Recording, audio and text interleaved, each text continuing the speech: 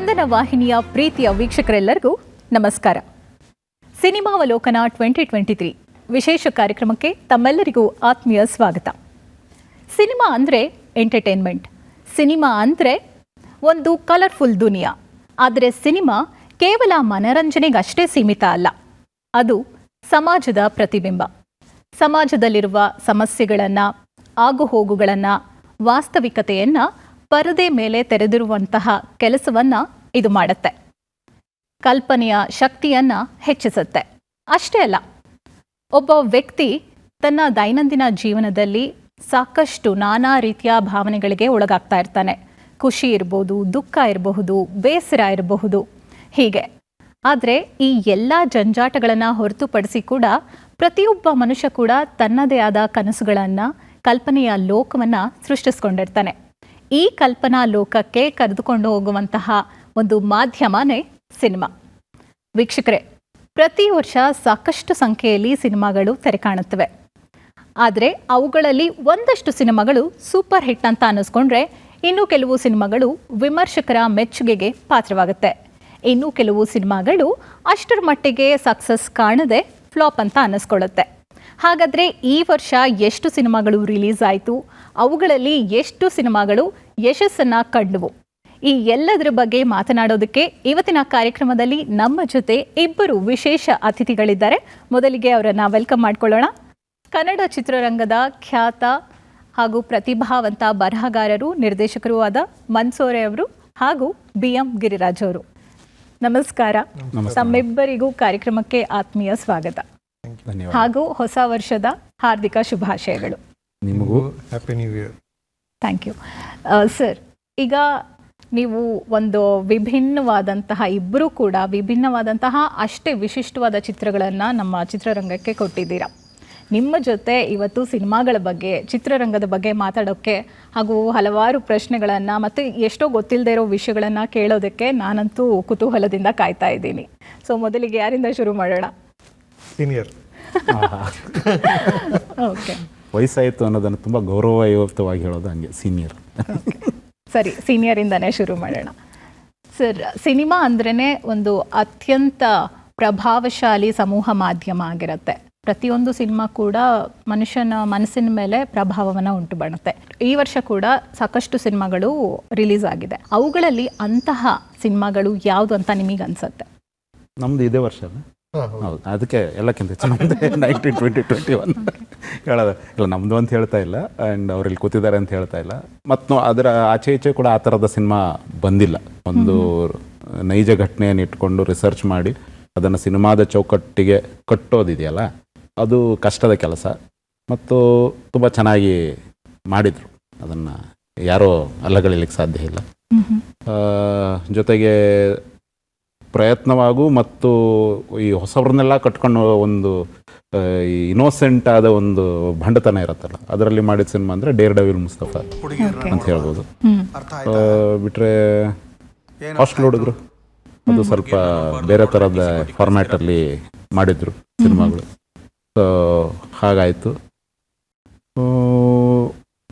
ಜೊತೆಗೆ ನಮ್ಮ ಇದು ಕೌಶಲ್ಯ ಸುಪ್ರಜಾರಾಮ ನನಗೆ ಇಷ್ಟ ಆಯ್ತು. ಅಂದರೆ ಎಲ್ಲ ಕಡೆ ಈ ಆಲ್ಫಾ ಮೇಲ್ ಅನ್ನೋದನ್ನು ಪ್ರತಿಪಾದಿಸ್ತಾ ಇದ್ದ ಟೈಮಲ್ಲಿ ಒಬ್ಬ ಏನದು ಜವಾಬ್ದಾರಿಯುತ ಗಂಡಸು ಅನ್ನೋದು ಹೇಗಿರಬೇಕು ಅನ್ನೋದನ್ನು ಹೇಳೋಕ್ಕೆ ಪ್ರಯತ್ನ ಪಟ್ಟಿದ್ದ ಸಿನಿಮಾ. ಹಾಗೆ ಈ ವರ್ಷ ಎಂಡಲ್ಲಿ ಹಿಟ್ ಸಿನಿಮಾ ಅಂತಲೇ ಕನ್ಸಿಡರ್ ಆಗಿರೋ ಕೈವಾ ಅನ್ನು ನಾವು ಇದು ಮಾಡಬೇಕಾಗತ್ತೆ. ಯಾಕಂದರೆ ಈ BC ಸೆಂಟರ್ ನಾವು ಎಷ್ಟು ಮಾತಾಡ್ತಿದ್ವಿ, ಏನು ಹೇಳಿದ್ವಿ, ಅವ್ರಿಗೆ ಸಿನಿಮಾಗಳೇ ನಾವು ಕನ್ನಡ ಇಂಡಸ್ಟ್ರಿ ಮರ್ತುಬಿಟ್ಟಿದ್ವಿ ಕೊಡೋದು. ಕರೆಕ್ಟಾಗಿ ಆ ಒಂದು ಆಡಿಯನ್ಸ್ಗೂ ಕೇಟ್ರ್ ಮಾಡಿ ತೊಗೊಂಡೋಗಿ ಅದರಲ್ಲೂ ಕೂಡ ಕಲ್ಚರ್ನ ತಂದು ಮಾಡಿರುವ ಸಿನಿಮಾದಲ್ಲಿ ಕೈವಾ ಈ ಸಲದ ಗೆದ್ದಿರೋ ಸಿನಿಮಾ. ಇದೆಲ್ಲದರ ಮಧ್ಯೆ ಒಂದು ಊರು ಒಂದು ಕತೆ ಇಟ್ಕೊಂಡು ಸಿನಿಮಾ ಮಾಡಿ ಅದು ಒಬ್ಬ ಏನದು ಹೀರೋ ಪ್ರೊಡ್ಯೂಸ್ ಮಾಡಿ ಆ್ಯಕ್ಟ್ ಮಾಡದೇ ಇರೋದು ಸಿನಿಮಾ ಅಂದರೆ ಟಗರು ಪಲ್ಯ. ಅದು ಸ್ವಲ್ಪ ಚೆನ್ನಾಗಿ ಮೂಡಿಬಂದಂತಹ ಫಿಲ್ಮ್ ಆಗಿತ್ತು. ಸದ್ಯಕ್ಕೆ ಹೀಗೆ ಹೇಳಿದ್ರೆ ನೆನಪಿಗೆ ಬರುವಂಥದ್ದು ಈ ವರ್ಷದ್ದು ಇದರಲ್ಲಿ ಈ ಸಿನಿಮಾಗಳು ಅಂತ ಅಂದ್ಕೊಳ್ಳೋಣ ಕನ್ನಡದಲ್ಲಿ. ಓಕೆ, ಮನ್ಸೂರೆ ಸರ್ ಹೇಳಿದಾಗೆ ಒಂದು ಸಿನಿಮಾ ಡೇರ್ ಡೆವಿಲ್ ಮುಸ್ತಫಾ ಅನ್ನೋದು ಒಂದು ಕಾದಂಬರಿಯಿಂದ ಸ್ಫೂರ್ತಿ ಹೊಂದಿ ಮಾಡಿರೋವಂಥದ್ದು. ಮತ್ತು ಆಲ್ಫಾ ಮೇಲ್ ಅನ್ನೋ ಡೆಫಿನೇಷನ್ ಏನಿದೆ, ಆ ಹೋಲ್ ಡೆಫಿನೇಷನ್ನೇ ಚೇಂಜ್ ಮಾಡಿದಂತಹ ಸಿನಿಮಾ ಅಂದರೆ ಕೌಸಲ್ಯ ಸುಪ್ರಜಾರಾಮ. ಆದರೆ ಇಷ್ಟು ಚಿತ್ರಗಳಲ್ಲಿ ಆರ್ಥಿಕವಾಗಿ ಯಾವೆಲ್ಲ ಚಿತ್ರಗಳು ಯಶಸ್ಸನ್ನು ಕಾಣಿಸ್ತು, ಆದಾಯವನ್ನು ಹೆಚ್ಚು ಗಳಿಸಿದಂತಹ ಚಿತ್ರಗಳು ಯಾವುವು ನಿಮ್ಮ ಪ್ರಕಾರ? ಈಗ ಕನ್ನಡ ಸಿನಿಮಾದಲ್ಲಿ ಈ ವರ್ಷದಲ್ಲಿ ಸರಿಸುಮಾರು 120 ಸಿನಿಮಾ ರಿಲೀಸ್ ಆಗಿದೆ ಥಿಯೇಟ್ರಲ್ಲಿ. 120-150 ಸಿನಿಮಾ ಏನು ಈ ವರ್ಷ ತೆರೆ ಕಂಡಿರುವಂಥದ್ದು. ಕಂಪ್ಲೀಟ್ ಆಗಿ ಸೆನ್ಸಾರ್ ಆಗಿರೋ ಸಿನಿಮಾಗಳು 200 ಸಿನಿಮಾ ಆಗಿದೆ. ಅಂದರೆ ಒಟ್ಟು 350 ಸಿನಿಮಾ ಹೆಚ್ಚು ಕಮ್ಮಿ ಈ ವರ್ಷದ್ದು. ಇದರಲ್ಲಿ ಅಫಿಷಿಯಲ್ ಆಗಿ ನಿಮಗೆ ಎದುರುಗಡೆ ಕಾಣಿಸುವಂಥದ್ದು ತುಂಬ ಕೆಲವೇ ಸಿನಿಮಾಗಳು ಏನು ಲಾಭ ಮಾಡಿರೋವಂಥ ಸಿನಿಮಾಗಳು. ಇನ್ನು ಕೆಲವೊಂದು ಸಿನಿಮಾಗಳು ಏನಾಗಿರುತ್ತೆ, ಏನು ಇನ್ವೆಸ್ಟ್ಮೆಂಟ್ ಇರುತ್ತೆ ಅದು ರಿಕವರಿ ಆಗಿರುತ್ತೆ. ಸೊ ಈ ಥರದ್ರಲ್ಲಿ ನಮಗೆ ಫಸ್ಟ್ ಈಗ ಈ ವರ್ಷದ ಬಿಗ್ಗೆಸ್ಟ್ ಹಿಟ್ ಅಂತ ನಮ್ಗೆ ಫಸ್ಟ್ ಕಾಣಿಸೋದು ಹಾಸ್ಟೆಲ್ ಹುಡುಗರು ಕಾಣಿಸುತ್ತೆ. ಅದಾದಮೇಲೆ ಟಗರು ಪಲ್ಯ ಕಾಣಿಸುತ್ತೆ. ಆಚಾರ್ ಅಂಡ್ ಕೋ ಅದೊಂದು ಸಿನಿಮಾ ಇದೆ. ಅದಾದಮೇಲೆ ಕೈವಾ ಹಿಟ್ ಆಗಿದೆ, ಕೌಸಲ್ಯ ಸುಪ್ರಜಾ ಹಿಟ್ ಆಗಿದೆ. ಈ ಥರದ್ದು ಲೆಕ್ಕ ಹಾಕಿದ್ರೆ ಒಂದು 10-12 ಸಿನಿಮಾ ಈ ಸಲ ಹಿಟ್ ಅಂತ ಆಗಿದೆ. ಅಂದರೆ ಏನು ಬಂಡವಾಳ ಹಾಕಿರ್ತಾರೆ ಅದಕ್ಕಿಂತ ಹೆಚ್ಚು ಲಾಭ ಬಂದಿರೋವಂಥದ್ದು. ಅದಲ್ದಿರೋ ಒಂದು 20-25 ಸಿನಿಮಾ ಹಾಕಿರೋ ಬಂಡವಾಳ ರಿಕವರಿ ಆಗಿದೆ. ಅದು ನಿಧಾನಕ್ಕಾಗಿರುತ್ತೆ, ಒಂದು ಸ್ವಲ್ಪ ಆಚೆ ಈಚೆ ಎಲ್ಲ ಆಗಿರುತ್ತೆ. ಸೊ ಈ ಥರದಲ್ಲಿ ತುಂಬ ಕಮ್ಮಿ 150 ಸಿನಿಮಾದಲ್ಲಿ ನಮ್ಮ ಸಕ್ಸಸ್ ರೇಟ್ ಇರೋದು ತುಂಬ ಒಂದು 5-10% ಇದೆ ಅಷ್ಟೇ. ಬಟ್ ಇದರಲ್ಲಿ ಒಳ್ಳೆ ಪ್ರಯತ್ನಗಳಾಗಿದೆ ಅನ್ನೋದು ಈ ವರ್ಷದ ಒಂದು ಸ್ಪೆಷಲ್ ಅಂತ ನಾನು ಹೇಳ್ತೀನಿ. ಯಾಕಂತಾರೆ ನಾವು ಬರೀ ಥಿಯೇಟ್ರ್ ಬಗ್ಗೆ ಮಾತಾಡ್ತಾ ಇದ್ದೀವಿ. ಫಿಲ್ಮ್ ಫೆಸ್ಟಿವಲಲ್ಲಿ ಬೆಂಗಳೂರು ಇಂಟರ್ನ್ಯಾಷನಲ್ ಫಿಲ್ಮ್ ಫೆಸ್ಟಿವಲ್ ಈ ವರ್ಷದ ಮಾರ್ಚಲ್ಲಿ ಒಂದಷ್ಟು ಒಳ್ಳೆ ಸಿನಿಮಾಗಳು ಬಂದಿತ್ತು. ಅದರಲ್ಲಿ ತುಂಬ ಇಂಪಾರ್ಟೆಂಟು ಫೋಟೋ ಸಿನಿಮಾ, ಹೊಸ ಹುಡುಗ, ಮೊದಲ ನಿರ್ದೇಶನ. ಈ ವರ್ಷದ ಬೆಂಗಳೂರು ಫೆಸ್ಟಿವಲಲ್ಲಿ ತುಂಬ ಹೆಚ್ಚು ಚರ್ಚೆ ಆಗಿದ್ದಂಥ ಸಿನಿಮಾ ಫೋಟೋ. ಅದಾದಮೇಲೆ 17-8 ಪೃಥ್ವಿ ಕೋಣನ್ನೂರು ಅವ್ರದ್ದು. ಮತ್ತು ಅವ್ರದ್ದು ಪಿಂಕಿಯಲ್ಲಿ ಅನ್ನೋ ಸಿನಿಮಾ ಥಿಯೇಟ್ರಿಕಲ್ ರಿಲೀಸ್ ಆಯಿತು. ಅದು ಥಿಯೇಟ್ರಿಕಲ್ ಬಿಸ್ನೆಸ್ ಏನಾಯಿತು ಗೊತ್ತಿಲ್ಲ, ಬಟ್ ಕ್ರಿಟಿಕಲ್ ವೈಸು ಅಂದರೆ ವಿಮರ್ಶಕರಿಂದ ಹೆಚ್ಚು ಒಳ್ಳೆಯ ಹೆಸರು ಪಡೀತು. ಅದಾದಮೇಲೆ ಈ ವರ್ಷ ತೆರೆಕಂಡಂಥ ದೂರದರ್ಶನ ಅಂತ ಒಂದು ಸಿನಿಮಾ, ಮೊದಲನೇ ನಿರ್ದೇಶಕ, ಅದೇ ಫಸ್ಟ್ ಡೈರೆಕ್ಟರ್ಸ್ ಹೇಳ್ತಾ ಇರೋದು ಅದಾಗ್ಬೋದು. ಮತ್ತು ಬಾಲಾಜಿ ಫೋಟೋ ಸ್ಟುಡಿಯೋ, ಇವೆಲ್ಲನೂ ತುಂಬ ಒಳ್ಳೆಯ ಹೆಸರು ಮಾಡಿದಂಥ ಸಿನಿಮಾಗಳು. ಈ ಥರದಲ್ಲಿ ಪ್ರಯತ್ನಗಳಾಗಿದೆ. ಇದೇನಾಗುತ್ತೆ ಅಂದರೆ ಈಗ ನಾವು ಇಂಡಸ್ಟ್ರಿನ ಗೆದ್ದಿಲ್ಲ ಅಂತ ಹೇಳೋಕ್ಕಾಗಲ್ಲ. ಯಾಕಂದರೆ ಸುಮಾರು ಸಿನಿಮಾಗಳಿಗೆ ಥಿಯೇಟ್ರ್ ಸಿಕ್ಕಿದೆ, ಆ ಸಿನಿಮಾಗಳು ಜನಕ್ಕೆ ರೀಚ್ ಆಗದೆ ಸೋತಿರೋಂಥ ಉದಾಹರಣೆಗಳು ಈ ವರ್ಷನೇ ಇದ್ದಾವೆ.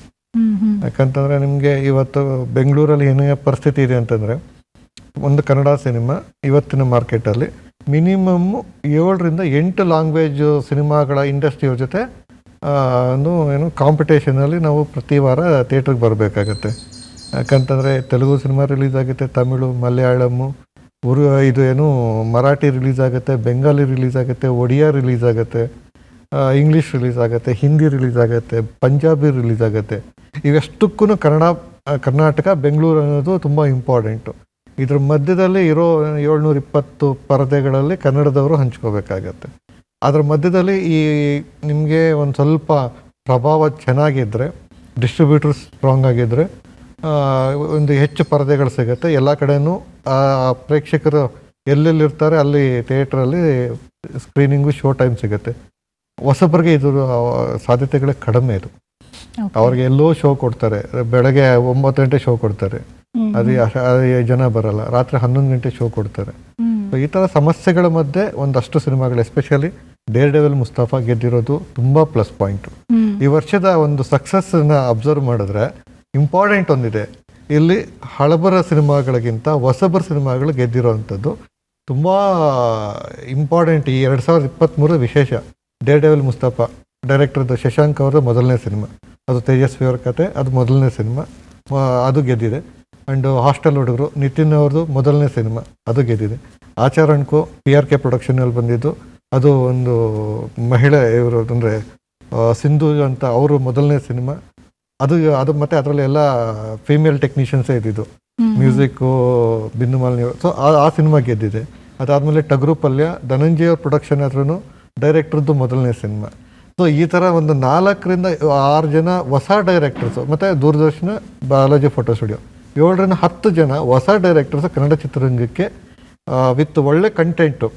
ಅದೇ ಆಲ್ಫಾ ಮೇಲ್ ಬಗ್ಗೆ ಮಾತಾಡ್ತಾ ಇದ್ವಲ್ಲ, ಇವತ್ತು ವೈಲೆನ್ಸು, ಒಂದು ಪುರುಷ ಪ್ರಧಾನ ಮತ್ತು ಮಿಸೋಗನಿ ಥರದ ಕಂಟೆಂಟ್ಗಳನ್ನ ಸೆಲೆಬ್ರೇಟ್ ಮಾಡ್ತಾ ಇರೋ ಟೈಮಲ್ಲಿ ಒಂದು ಒಳ್ಳೆ ಕಂಟೆಂಟು, ಸೆನ್ಸಿಬಲ್ ಕಂಟೆಂಟ್ಸ್ ಇಟ್ಕೊಂಡು ಹೊಸ ಥರದ ಯಾವುದೇ ಥರದ ಏನು ವಲ್ಗರ್ ಇಲ್ದಿರ, ಡಬಲ್ ಮೀನಿಂಗ್ ಇಲ್ದಿರ, ಪ್ಯೂರ್ ಕಂಟೆಂಟ್ ಬೇಸ್ಡ್ 10 ಜನ ಡೈರೆಕ್ಟರ್ಸ್ ಬಂದಿರೋದು ಕನ್ನಡ ಚಿತ್ರರಂಗದ ಈ ವರ್ಷದ ಸಾಧನೆ ಅಂತಲೇ ಹೇಳ್ಬೋದು.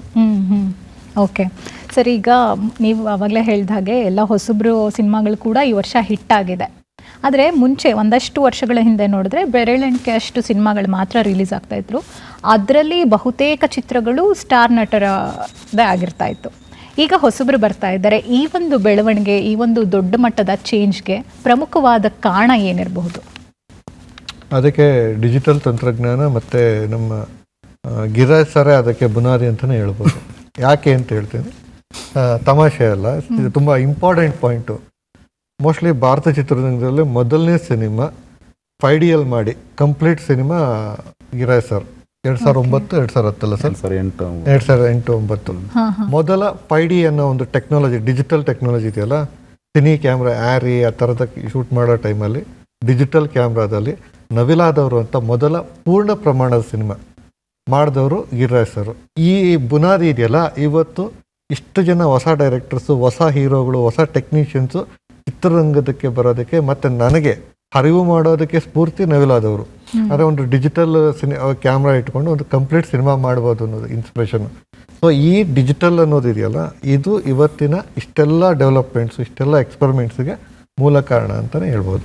ಓಕೆ ಸರ್, ಇನ್ನು ಇತ್ತೀಚಿನ ದಿನಗಳಲ್ಲಿ ನೋಡಿದ್ರೆ ಆರ್ಟ್ ಫಿಲಮ್ ಅಥವಾ ಕಲಾತ್ಮಕ ಚಿತ್ರಗಳು ಕಡಿಮೆ ಆಗ್ತಾ ಇದೆ. ಫಿಲಮ್ ಮೇಕರ್ಸ್ಗೆ ಅದು ಆಸಕ್ತಿ ಕಮ್ಮಿ ಆಗಿದೆಯಾ, ಅಥವಾ ಕಮರ್ಷಿಯಲ್ ಸಿನಿಮಾಗಳ ಜೊತೆ ಫೈಟ್ ಮಾಡುವಂತಹ ಅಂಜಿಕೆ ಏನಾದರೂ ಇದೆಯಾ? ಯಾಕೆ ಕಮ್ಮಿ ಆಗ್ತಾ ಇದೆ? ಇಲ್ಲ, ಅದು ಆರ್ಟು ಕಮರ್ಷಿಯಲ್ ಅನ್ನೋದಕ್ಕಿಂತ ನಿಮ್ಮ ಒಳಗೊಂದು ಎಕ್ಸ್ಪ್ರೆಷನ್ ಅಂತ ಇರುತ್ತಲ್ಲ, ನಿಮ್ಮ ಒಳಗೆ ನೀವು ಹೇಳುವುದನ್ನು ಹೇಗೆ ಹೇಳಬೇಕು ಅನ್ನೋದು ನಿಮಗೆ ಒಂದು ವಿಜುವಲೈಸೇಷನ್ ಬರುತ್ತಲ್ಲ, ಅದರ ತಕ್ಕಂತಲೇ ಅದು ಎಕ್ಸ್ಪ್ರೆಸ್ ಆಗುವಂಥದ್ದು. ಅಲ್ಲಿ ಆರ್ಟು ಕಮರ್ಷಿಯಲ್ ಇವೆಲ್ಲವೂ ಐ ಥಿಂಕ್ ಕಳೆದ 10 ವರ್ಷದಲ್ಲೇ ಅದು ಆ ಗ್ಯಾಪ್ ಇದರಲ್ಲ, ಅಂದರೆ ನೋಡುವುದರಲ್ಲೂ ಕಡಿಮೆ ಆಗಿದೆ. ಈಗ ಇವ್ರದ್ದು 1920-20 ಅಂತ ತಗೊಂಡ್ರೆ ಅದನ್ನು ನೀವು ಏನು ಹೇಳ್ತೀರಾ? ರಿಯಲಿಸ್ಟಿಕ್ ಆರ್ಟ ಕಮರ್ಷಿಯಲ್ಲ ಅನ್ನೋ ರೀತಿಯಲ್ಲಿ ಹೇಗೆ ತೊಗೊಂಡೋಗ್ತೀರಾ, ಬ್ಲೆಂಡ್ ಮಾಡ್ತೀರಾ, ನನಗೆ ಗೊತ್ತಿಲ್ಲ. ಒಂದು ನಾನು ಒಪ್ಕೋತೀನಿ, ಹೌದು, ಅದರನ್ನೊಂದು ಸೆಲೆಬ್ರೇಟರಿ ಫ್ಯಾಕ್ಟ್ರು ಕಡಿಮೆ ಇರುವಂಥ ಸಿನಿಮಾಗಳು ಅಂತ ನಾವು ಹಂಗೆ ತಗೊಂಡ್ರೆ ಹಾಗೆ ಎಷ್ಟೋ ಸಿನಿಮಾಗಳು ನಮಗೆ ಸಿಗತ್ತೆ. ಆಮೇಲೆ ಏನಾಗತ್ತೆ, ಇದು ಹಿಂದಿನ ಪ್ರಶ್ನೆ ಈಗಿನ ಪ್ರಶ್ನೆ ಎರಡಕ್ಕೂ ಸೇರಿಸಿದ್ರೆ ಸಿನಿಮಾನ ದಡ್ರೆ ಮಾಡೋದು, ಅದನ್ನು ನೀವು ತಲೆಗೆ ಹಾಕೋಬೇಡಿ. ನೀವು ಇದೇ ಸಮಯ ಇದೇ ಹಣವನ್ನು ಇನ್ನು ಎಲ್ಲೇ ಇನ್ವೆಸ್ಟ್ ಮಾಡಿದರೂ ಕೂಡ ಒಂದು ಗ್ಯಾರಂಟಿಡ್ ರಿಟರ್ನ್ ಬರುತ್ತೆ ನಿಮಗೆ. ಇತಿಹಾಸದಲ್ಲೇ ಸಿನಿಮಾದ ಪರ್ಸೆಂಟೇಜ್ 9% ಮೀರಿಲ್ಲ ಸಕ್ಸಸ್, ನಮ್ದಲ್ಲ, ಕನ್ನಡದಲ್ಲ, ವಿಶ್ವದಲ್ಲೇ ಮೀರಿಲ್ಲ. ಇನ್ನು ಯಾವುದೇ ಇಂಡಸ್ಟ್ರಿಯಲ್ಲಾದರೂ ಇದರಲ್ಲಿ ಇಷ್ಟು ಕಡಿಮೆ ಸಕ್ಸಸ್ ಪರ್ಸೆಂಟೇಜ್ ಅಂದರೆ ಯಾವನಾದರೂ ಬರ್ತಾನೆ? ಇಲ್ಲ. ಸಿನಿಮಾ ಮಾಡೋದೇ ಫಸ್ಟ್ ಆಫ್ ಆಲ್ ದಡ್ರು. ಅಂದರೆ ಕ್ರಾಫ್ಟ್ ವೈಸ್ ಅವ್ರು ಬುದ್ಧಿವಂತರಾಗಿರ್ಬೋದು, ಬಟ್ ಇಮೋಷ್ನಲಿ ದಡ್ರು ಅವರು.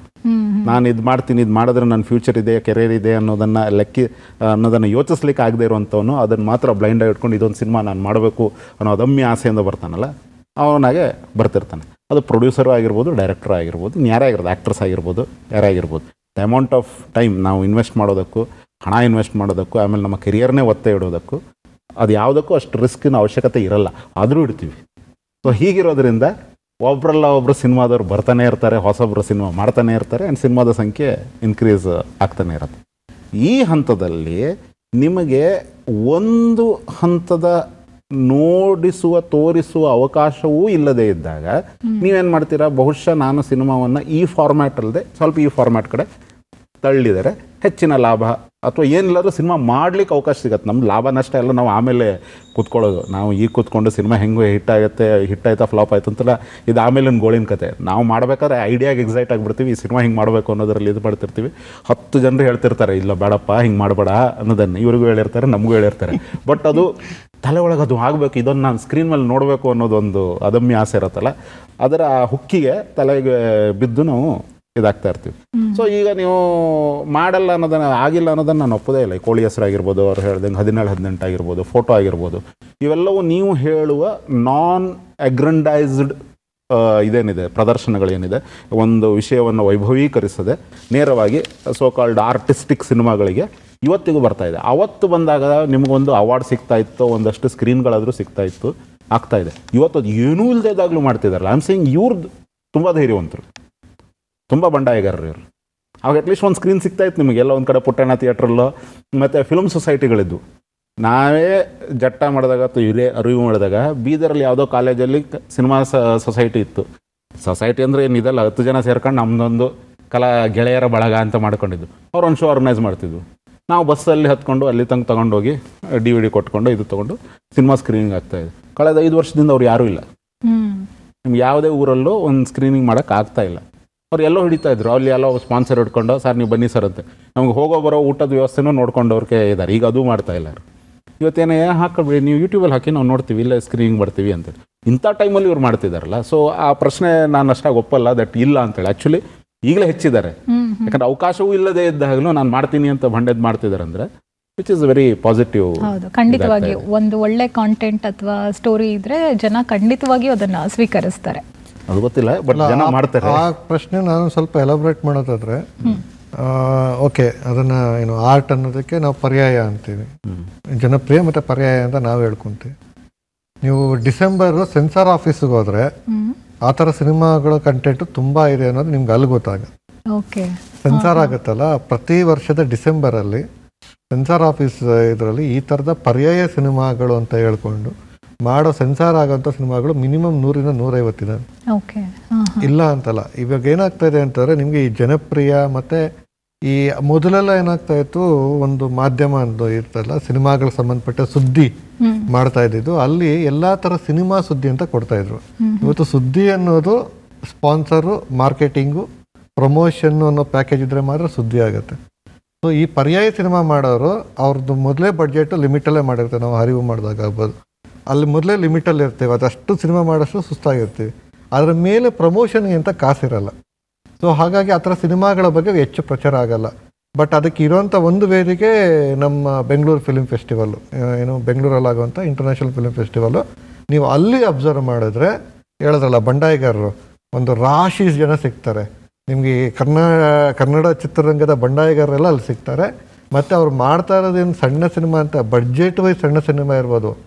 ಫೋಟೋ ಅನ್ನೋ ಸಿನಿಮಾ ಜನ ಒಳಗಡೆ ಸೀಟ್ ಸಿಗದಿರೋ ಕಿತ್ತಾಡಿದ್ದಾರೆ. ಹೊಸ ಹುಡುಗ, ಅದರಲ್ಲಿರೋ ನಟರೆಲ್ಲ ಹೊಸಬ್ರು, ಆದರೆ ಅದಕ್ಕೆ ಶೋ ಅಲ್ಲಿ ಸೀಟ್ ಸಿಗದಿರ ಮತ್ತೆ ಪ್ರದರ್ಶನಕ್ಕೆ ಒತ್ತಾಯವಿದೆ. ಅಂದರೆ ನಿಮಗೆ ಒಂದು ಒಳ್ಳೆ ಸಿನಿಮಾ ಬಂದಾಗ ಅದಕ್ಕೆ ಅಲ್ಲಿ ಒಂದು ಸ್ಪೇಸ್ ಇದೆಯಲ್ಲ. ಸೊ ಅಂಥ ಕಡೆ ಆಗ್ತಾ ಇದೆ. ಈಗ ಕೋಳಿ ಹೆಸರು, ಈಗ ನೆಕ್ಸ್ಟ್ ಅದು ಆ್ಯಕ್ಚುಲಿ ಈ ವರ್ಷ ತುಂಬ ಫೆಸ್ಟಿವಲ್ಸ್ ಎಲ್ಲ ರೀಚ್ ಆಗಿ ಬಂದಿದೆ. ನೆಕ್ಸ್ಟ್ ಇಯರ್ ಜನವರಿಯಲ್ಲಿ ಥಿಯೇಟ್ರಿಕಲ್ ರಿಲೀಸ್ ಆಗ್ತಾ ಇದೆ ಕೋಳಿ ಹೆಸರು ಮತ್ತು 17/8. ಅದಲ್ದಿರೋ ಪೆಡ್ರೋ ಅನ್ನೋ ಸಿನಿಮಾ ಜಗತ್ತಿನ ಎಲ್ಲ ಫೆಸ್ಟಿವಲ್ಸನ್ನು ರೌಂಡ್ ಹೊಡ್ಕೊಂಡು ಮುಂಬೈಯಲ್ಲಿ ಫೆಸ್ಟಿವಲ್ ಎಲ್ಲ ಆಗಿದೆ. ಈಗ ಮೇ ಬಿ ಅವರು ಥಿಯೇಟ್ರಿಕಲ್ ಪ್ಲ್ಯಾನ್ ಮಾಡ್ತಾ ಇದ್ದಾರೆ. ಮತ್ತು ಶಿವಮ್ಮ ಅಂತ ಜೈಶಂಕರನ, ಅದು ಅಷ್ಟೇ ಜಗತ್ತಿನ ಎಲ್ಲ ಫೆಸ್ಟಿವಲ್ಲೂ ರೌಂಡ್ ಹಾಕ್ಕೊಂಡು ಮಾಮಿಗೆ ಬಂದು ಮುಗಿದಿದೆ. ಈಗ ಅವರು ಥಿಯೇಟ್ರಿಕಲ್ ರಿಲೀಸ್ಗೆ ಪ್ಲ್ಯಾನ್ ಮಾಡ್ತಾ ಇದ್ದಾರೆ. ಅದರಲ್ಲಿ ಒಳ್ಳೆ ಬೆಳವಣಿಗೆ ಏನಂತಂದರೆ, ಜೈಶಂಕರ್ ಅವ್ರದ್ದು ಶಿವಮ್ಮ ಆಗ್ಬೋದು, ನಟೇಶ್ ಹೆಗ್ಡೆ ಅವ್ರ ಪೆಡ್ರೋನ ಪ್ರೊಡ್ಯೂಸ್ ಮಾಡಿದ್ದು ರಿಷಬ್ ಶೆಟ್ಟಿ ಅವರು. ಅಂದರೆ ಒಬ್ಬ ಜನಪ್ರಿಯ ಸಿನಿಮಾದ ಜನಪ್ರಿಯ ನಾಯಕ, ಜನಪ್ರಿಯ ನಿರ್ದೇಶಕ ಒಂದು ಈ ಥರದ ಒಂದು ಕಂಟೆಂಟು, ಒಂದು ಪ್ಯಾರಲಲ್ ಸಿನಿಮಾಗಳಿಗೆ ಪ್ರೊಡ್ಯೂಸ್ ಮಾಡ್ತಾ ಇರೋದು ಒಂದು ಹೆಲ್ತಿ ವಾತಾವರಣ ಅಂತಲೇ ಹೇಳ್ತೀವಿ. ಮತ್ತು ರಕ್ಷಿತ್ ಶೆಟ್ಟಿ ಅವ್ರದ್ದೊಂದು ಸಿನಿಮಾ, ಅವ್ರು ಪ್ರೊಡ್ಯೂಸ್ ಮಾಡಿದೊಂದು ಸಿನಿಮಾ ಮುಂಬೈಯಲ್ಲಿ ವರ್ಲ್ಡ್ ಪ್ರೀಮಿಯರ್ ಆಯಿತು. ಸೊ ಈ ಥರದ ಪ್ರಯತ್ನಗಳಂತೂ ಆಗ್ತಾ ಇದೆ. ಇದೇನಾಗ್ತಾ ಇದೆ, ಈ ಮಾಧ್ಯಮದ ಈ ಪ್ರಮೋಷನ್ ಅನ್ನೋ ಒಂದು ಅಬ್ಬರದ ನಡುವೆ ಯಾರ ಹತ್ರ ಎಷ್ಟು ದುಡ್ಡಿರುತ್ತೋ ಅಷ್ಟು ಜಾಸ್ತಿ ಸ್ಪೇಸ್ ಅವರು ಏನು ಮಾಧ್ಯಮದಲ್ಲಿ ಖರೀದಿಸ್ತಾ ಇರೋದ್ರಿಂದ ಇಂಥವ್ರಿಗೆ ಸ್ಪೇಸ್ ಸಿಗ್ತಾ ಇಲ್ಲ ಅನ್ನೋದು ಬಿಟ್ಟರೆ ಪ್ರಯತ್ನಗಳು ನಿಂತಿಲ್ಲ. ಮತ್ತು ಈಗ ಬರ್ತಾ ಏನಾಗ್ತದೆ, ಈ ಪರ್ಯಾಯ ಮತ್ತು ಜನಪ್ರಿಯದ ಅಂತರ ಕಮ್ಮಿಯಾಗಿ ಗಿರೀಶ್ ಸರ್ ಹೇಳ್ದಂಗೆ ಈಗ ಎರಡೂ ಸೇರಿ ಒಂದು ಸಿನಿಮಾ ಆಗ್ತಾಯಿದೆ.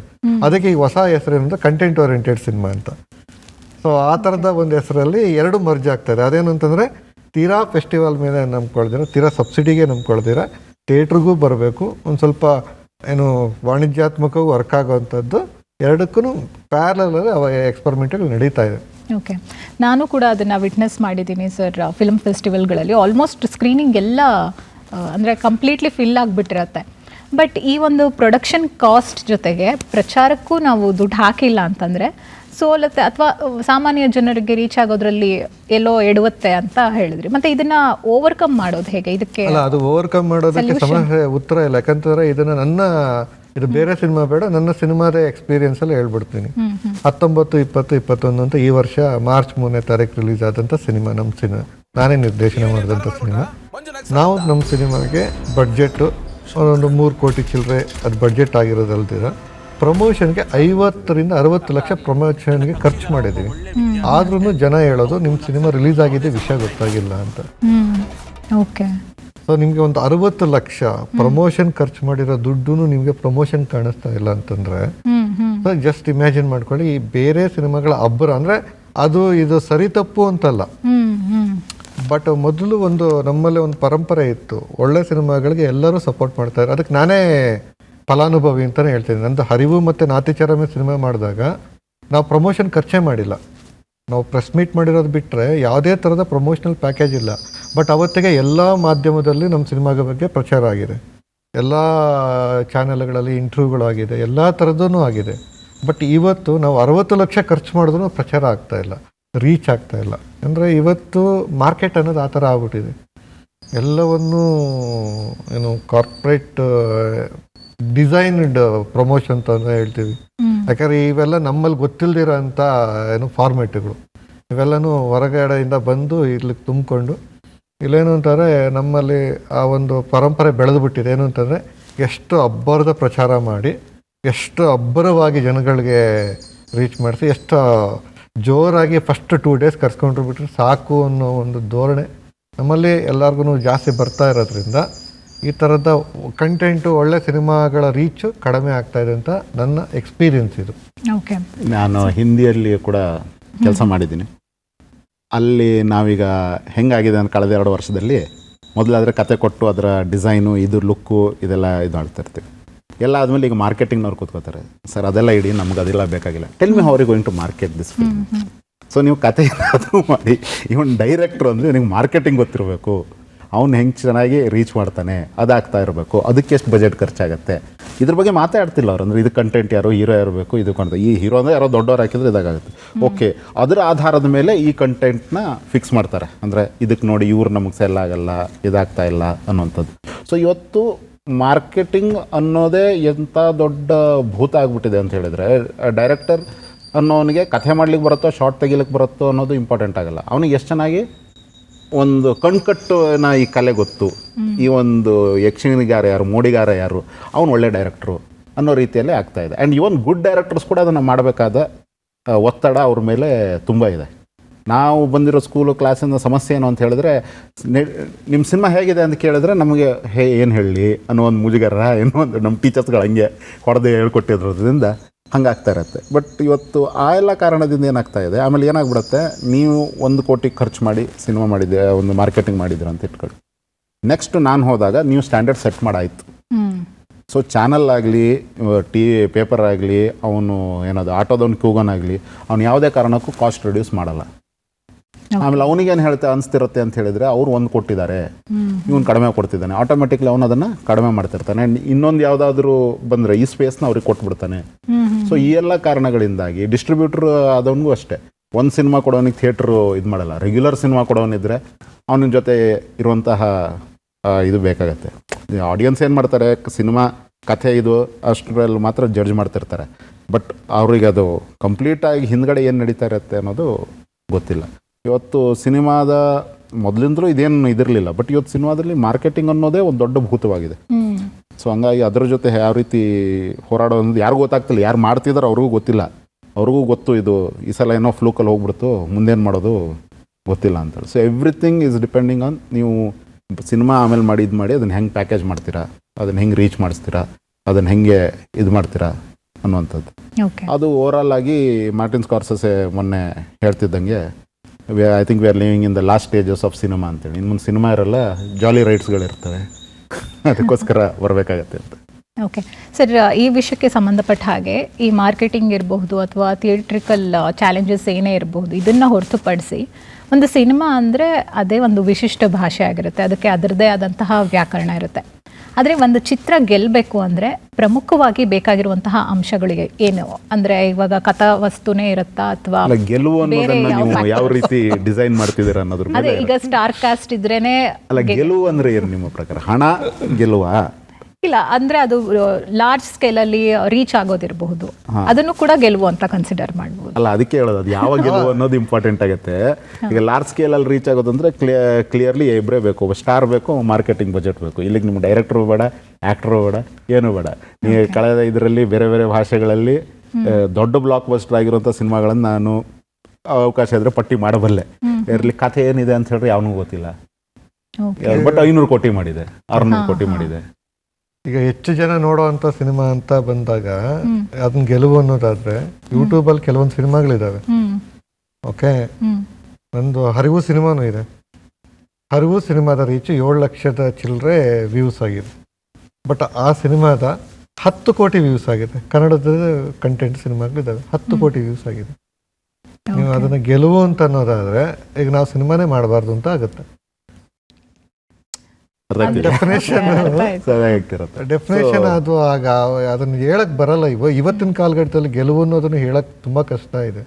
ಒಂದೇನು ಅಂತಂದ್ರೆ ನಮ್ಮ ಸಮಾಧಾನ ಕೇಳ್ಕೋಬಹುದು ಅಂತಂದ್ರೆ ಒಬ್ಬ ಡೈರೆಕ್ಟರ್ ಆಗಿ ಸರ್ ನಾನು ಅಂತವ್ರು ನಮ್ಮ ಸಿನಿಮಾದ ಇನ್ವೆಸ್ಟ್ಮೆಂಟ್ ರಿಕವರಿ ಆಗಿದೆ, ಓಕೆ, ಒಂದಷ್ಟು ಜನ ಸಿನಿಮಾ ನೋಡಿ ಚೆನ್ನಾಗಿದೆ ಅಂತ ಮಾತಾಡಿದ್ರೆ ಅದು ಗೆಲುವು ಅನ್ನೋದು ನಮ್ಮ ಇವತ್ತಿನ ತೃಪ್ತಿ. ಪ್ರೊಡ್ಯೂಸರು ಬೇಜಾರು ಮಾಡ್ಕೊಂಡಿಲ್ಲ, ಮುಖ ಅವ್ರು ನೋಡಿದ ಅಂದ್ರೆ ಅವ್ರನ್ನ ಫೇಸ್ ಮಾಡಿದ ತಕ್ಷಣ ಖುಷಿಯಾಗಿ ನಮ್ಗೊಂದು ವಿಶ್ ಮಾಡ್ತಾರೆ ಅಂದ್ರೆ ಅದು ಗೆಲುವು. ಪ್ರೇಕ್ಷಕರು ನೋಡಿದವರು ಯಾರೋ ಎಲ್ಲೋ ಒಂದ್ ಕಡೆ ಸಿಕ್ಕಿದಾಗ ಸರ್ ನಿಮ್ಮ ಸಿನಿಮಾ ನೋಡಿದ್ದೀನಿ ಚೆನ್ನಾಗಿತ್ತು ಅಂತಂದ್ರೆ ಅದು ಗೆಲುವು. ಅದರ ಆಚೆ ಗೆಲುವುಗಳ ಬಗ್ಗೆ ಇವತ್ತು ನನ್ನ ಹತ್ರ ಆನ್ಸರ್ ಅಂತೂ ಇಲ್ಲ. ಸದ್ಯಕ್ಕೆ ತೃಪ್ತಿ ಅದೇ. ಒಟ್ಟಿನಲ್ಲಿ ಸಿನಿಮಾ ಮಾಡಿದವ್ರಿಗೂ ನೋಡಿದವ್ರಿಗೂ ಒಂದು ಸ್ಯಾಟಿಸ್ಫ್ಯಾಕ್ಷನ್ ಇರಬೇಕು. ಅದನ್ನೇ ಯಾವತ್ತು ಕೊಟ್ಟ ಕಾಸು, ಪ್ರೊಡ್ಯೂಸರ್ ಕಾಸು ಕೊಟ್ಟಿರ್ತಾನೆ, ಟಿಕೆಟ್ ತಗೊಳ್ಳೋನು ಕಾಸು ಕೊಟ್ಟಿರ್ತಾರಲ್ಲ, ಅವರಿಬ್ಬರಿಗೂ ಓಕೆ ಕಾಸಿಗೆ ಮೋಸ ಆಗಿಲ್ಲ ಅನ್ನೋ ಒಂದು ಫೀಲಿಂಗ್ ಸಿಕ್ಬಿಟ್ರೆ ಅಷ್ಟಕ್ಕೆ ನಾವು ಗೆಲುವಿನ ವ್ಯಾಕರಣವನ್ನು ನಿಲ್ಲಿಸ್ಬೇಕಾಗತ್ತೆ. ಸರಿ, ಈಗ ಇವಾಗ ನೋಡಿದ್ರೆ ಪ್ಯಾನ್ ಇಂಡಿಯಾ ಮೂವಿ ಅನ್ನೋ ಟ್ರೆಂಡ್ ಶುರು ಆಗ್ಬಿಟ್ಟಿದೆ. ಏನಕ್ಕೆ ಈ ಒಂದು ಗೀಳಿಗೆ ಜೋತು ಬೀಳ್ತಾ ಇದ್ದಾರೆ? ಹಾಗಾದ್ರೆ ನಾರ್ಮಲ್ ಸಿನಿಮಾಗಳು ಗೆಲ್ಲೋದೇ ಇಲ್ವಾ, ಸಕ್ಸಸ್ ಆಗೋದೇ ಇಲ್ವಾ? ಹಾಗಾದ್ರೆ ನಂಬರ್ ಇದೆಯಲ್ಲ ಅದು ಯಾರನ್ನಾದರೂ ದಾರಿ ತಪ್ಪಿಸುವಂಥದ್ದು. ನಿಮಗೆ ಈಗಲ್ಲ, ಯಾವುದಾದ್ರೂ ಒಂದು ನಾನು ಆಗಲೇ ಹೇಳ್ತಿದ್ದಂಗೆ ಇದ್ರಲ್ಲಿ ಸಕ್ಸಸ್ ಕಡಿಮೆ ಇದೆ ಅಂತ ಹೇಳಿದ್ರು ಯಾರೂ ಬರಲ್ಲ ಅಂತ ಆಗತ್ತೆ. ಇದ್ರಲ್ಲಿ ಸಕ್ಸಸ್ ಇದೆ ಅಂತ ಹೇಳಿದ್ರೆ ಮುಗಿಬಿದ್ದು ಬರ್ತಿರ್ತಾರೆ. ಸೊ ನೀವೀ ನಂಬರ್ ನೋಡಿದ್ದೀರ, ಇವತ್ತು ಇಡೀ 1000 ಕೋಟಿ ಎಲ್ಲ ಹತ್ತತ್ರ ಯಾವ್ಯಾವುದು ಸಣ್ಣ ಪುಟ್ಟ ದೇಶದ GDP ನಂಬರ್ಸ್ ಕೇಳ್ತಿದ್ದಂಗಿದೆ. ಇದು 1000 ಕೋಟಿ 2000 ಕೋಟಿ ಆ ರೀತಿ ನೆಕ್ಸ್ಟ್ 2000 ಕ್ರೋರ್ಸಿನ ಕ್ಲಬ್ಬಿಗೆ ಮಾತಾಡ್ತಾ ಇದ್ದಾರೆ. ಆವಾಗೆಲ್ಲ ಒಂದು 100 ಕೋಟಿ ಆಯಿತು ಅಂದಾಗ ನಾವು ಹೆಂಗೆ 100 ಕೋಟಿ ಅನ್ನೋದೇ ಒಂದು ದೊಡ್ಡ ಇದಾಗಿತ್ತು, ನಮಗೆ ಇಶ್ಯೂ ಆಗಿತ್ತು. ಸೊ ಈ ರೀತಿಯಲ್ಲಿದ್ದಾಗ ಯಾವರೇ ಇನ್ವೆಸ್ಟ್ ಮಾಡುವಂತಹ ಮನಸ್ಥಿತಿ ಇರೋರು ಅದ್ರ ಕಡೆನೇ ಒಲವು ತೋರಿಸ್ತಾರಲ್ವ. ವ್ಯಾಪಾರಿ ಆದರೆ ಅವರು ಅದ್ರ ಕಡೆಗೆ ಒಲವು ತೋರಿಸ್ತಾನೆ. ದಟ್ ಪ್ಯಾನ್ ಇಂಡಿಯಾ ಅಂತ ಹೇಳ್ಕೊಂಡು. ಪ್ಯಾನ್ ಇಂಡಿಯಾ ಅನ್ನೋದು ಇದು ಪ್ರತಿ ಸಲ ಒಂದು ಮಿತ್ ಬಂದುಬಿಡುತ್ತೆ. ಪ್ರತಿ 5-10 ವರ್ಷಕ್ಕೆ ಒಂದು ಈ ಥರದ್ದು ಒಂದು ಮಿತ್ ಬರುತ್ತೆ, ಬೇರೆ ಬೇರೆ ಥರದ್ದು. ಈ ಒಂದು 10 ವರ್ಷದ ಮಿತ್ ಪ್ಯಾನ್ ಇಂಡಿಯಾ ಅನ್ನುವಂಥದ್ದು. ನೀವು ಈಗ ಕಾಂತಾರನ್ನೇ ತಗೊಳ್ಳಿ, ಅದು ಕನ್ನಡದ ಸಿನಿಮಾ ಇತ್ತು, ಅದು ಕನ್ನಡದ ಸಿನಿಮಾ ಆಗೇ ಇತ್ತು. ಅದು ಅಲ್ಲಲ್ಲಿ ಹೋಗಿ ಅದು ಪ್ಯಾನ್ ಇಂಡಿಯಾ ಆಯಿತು. ಅದು ಪ್ಯಾನ್ ಇಂಡಿಯಾಗೋಸ್ಕರ ಮಾಡಿದಂತಹ ಸಿನಿಮಾ ಅಲ್ಲಾಗಿತ್ತು.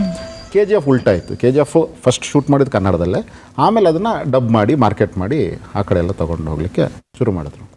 ಮೊದಲಿಂದಲೂ ಇದು ತೆಲುಗಲ್ಲಾಗಲಿ ತಮಿಳಲ್ಲಾಗಲಿ ನಡೀತಾ ಇದೆ. ಹಿಂದಿಯಿಂದ ಆರ್ಟಿಸ್ಟ್ ತೊಗೊಬನ್ನಿ, ತಮಿಳಿಂದ ಆರ್ಟಿಸ್ಟ್, ಯಾಕಂದ್ರೆ ನಾಳೆ ಡಬ್ ಮಾಡಲ್ಲಿ ಹೋದಾಗ ಅದು ಅಲ್ಲಿ ಹಣ ಮಾಡುತ್ತೆ ಅನ್ನೋ ರೀತಿಯಲ್ಲಿ ಇದಾಗ್ತಾ ಇರುತ್ತೆ. ಈ ಪ್ಯಾನ್ ಇಂಡಿಯಾದ ಇದರಲ್ಲಿ ಹಾಕಿರೋ ಕಾಸಿಗೆ ಎಷ್ಟು ರಿಕವರ್ ಆಗಿದೆ ಅನ್ನೋದನ್ನು ಲೆಕ್ಕ ಹಾಕಿದರೆ, ಈಗ ನಮ್ಮದೇ ಇನ್ವೆಸ್ಟ್ಮೆಂಟ್ ಕಡಿಮೆ ಇರುತ್ತೆ, ರೀಚು ಕಡಿಮೆ ಇರುತ್ತೆ, ಎಲ್ಲದೂ ಕಡಿಮೆ ಇರುತ್ತೆ. ಬಟ್ ಟಚ್ ವುಡ್ ಹಾಕಿರೋ ಇವತ್ತು ತನಕ ನಾನು ಮಾಡಿರೋ ಸಿನಿಮಾದಲ್ಲಿ ಪ್ರೊಡ್ಯೂಸರ್ ಹಾಕಿರೋ ಕಾಸು ಯಾರೂ ಕಳ್ಕೊಂಡಿಲ್ಲ. ಸೊ ಆ ರೀತಿಯ ಒಂದು ಇದಾಗ್ಬಿಟ್ಟಿರುತ್ತೆ. ಮುಂದೆ ಹೆಂಗಾಗುತ್ತೋ ಗೊತ್ತಿಲ್ಲ, ಯಾಕಂದರೆ ಆವಾಗಿನ ಮಾರ್ಕೆಟೇ ಬೇರೆ ಇತ್ತು, ಇವತ್ತಿನ ಮಾರ್ಕೆಟೇ ಬೇರೆ ಇತ್ತು. ಈಗ ನಮ್ಗೆ ಭಯ ಆಗುತ್ತೆ. ಮೊದಲು ನಾವೊಂದು ಧೈರ್ಯದಲ್ಲಿತ್ತು, ಕಳೆದ 2 ವರ್ಷದಿಂದ ನಂಗೆ ಅದು ಧೈರ್ಯ ಇಲ್ಲ. ಸೊ ಈ ಪ್ಯಾನ್ ಇಂಡಿಯಾದ ಇದಕ್ಕೆ ಎಲ್ಲರೂ ಆಗೇನಾಗತ್ತೆ, ನಿಮಗೆ ನೆಲಮೂಲ ಕತೆ ಮಾಡೋಕ್ಕೆ ಆಗಲ್ಲ.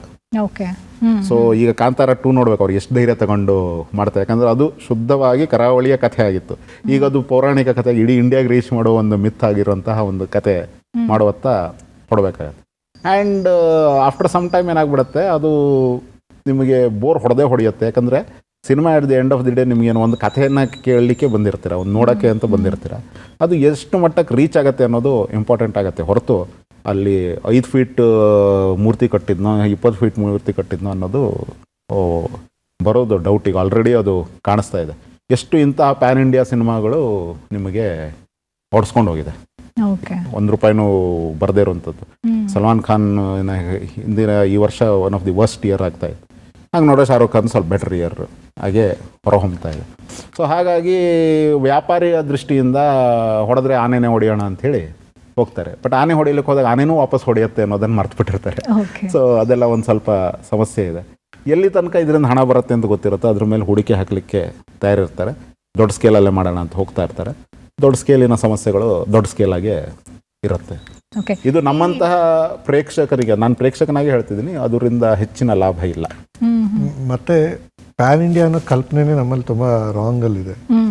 ಅಂದ್ರೆ ಭಾರತ ದೇಶದ ಎಲ್ಲಾ ಪ್ರಜೆಗಳು ನೋಡುವಂತ ಒಂದು ಸಿನಿಮಾ ಆದ್ರೆ ಅದು ಪ್ಯಾನ್ ಇಂಡಿಯಾ ಆಗ್ಬೋದು. ಹೌದು.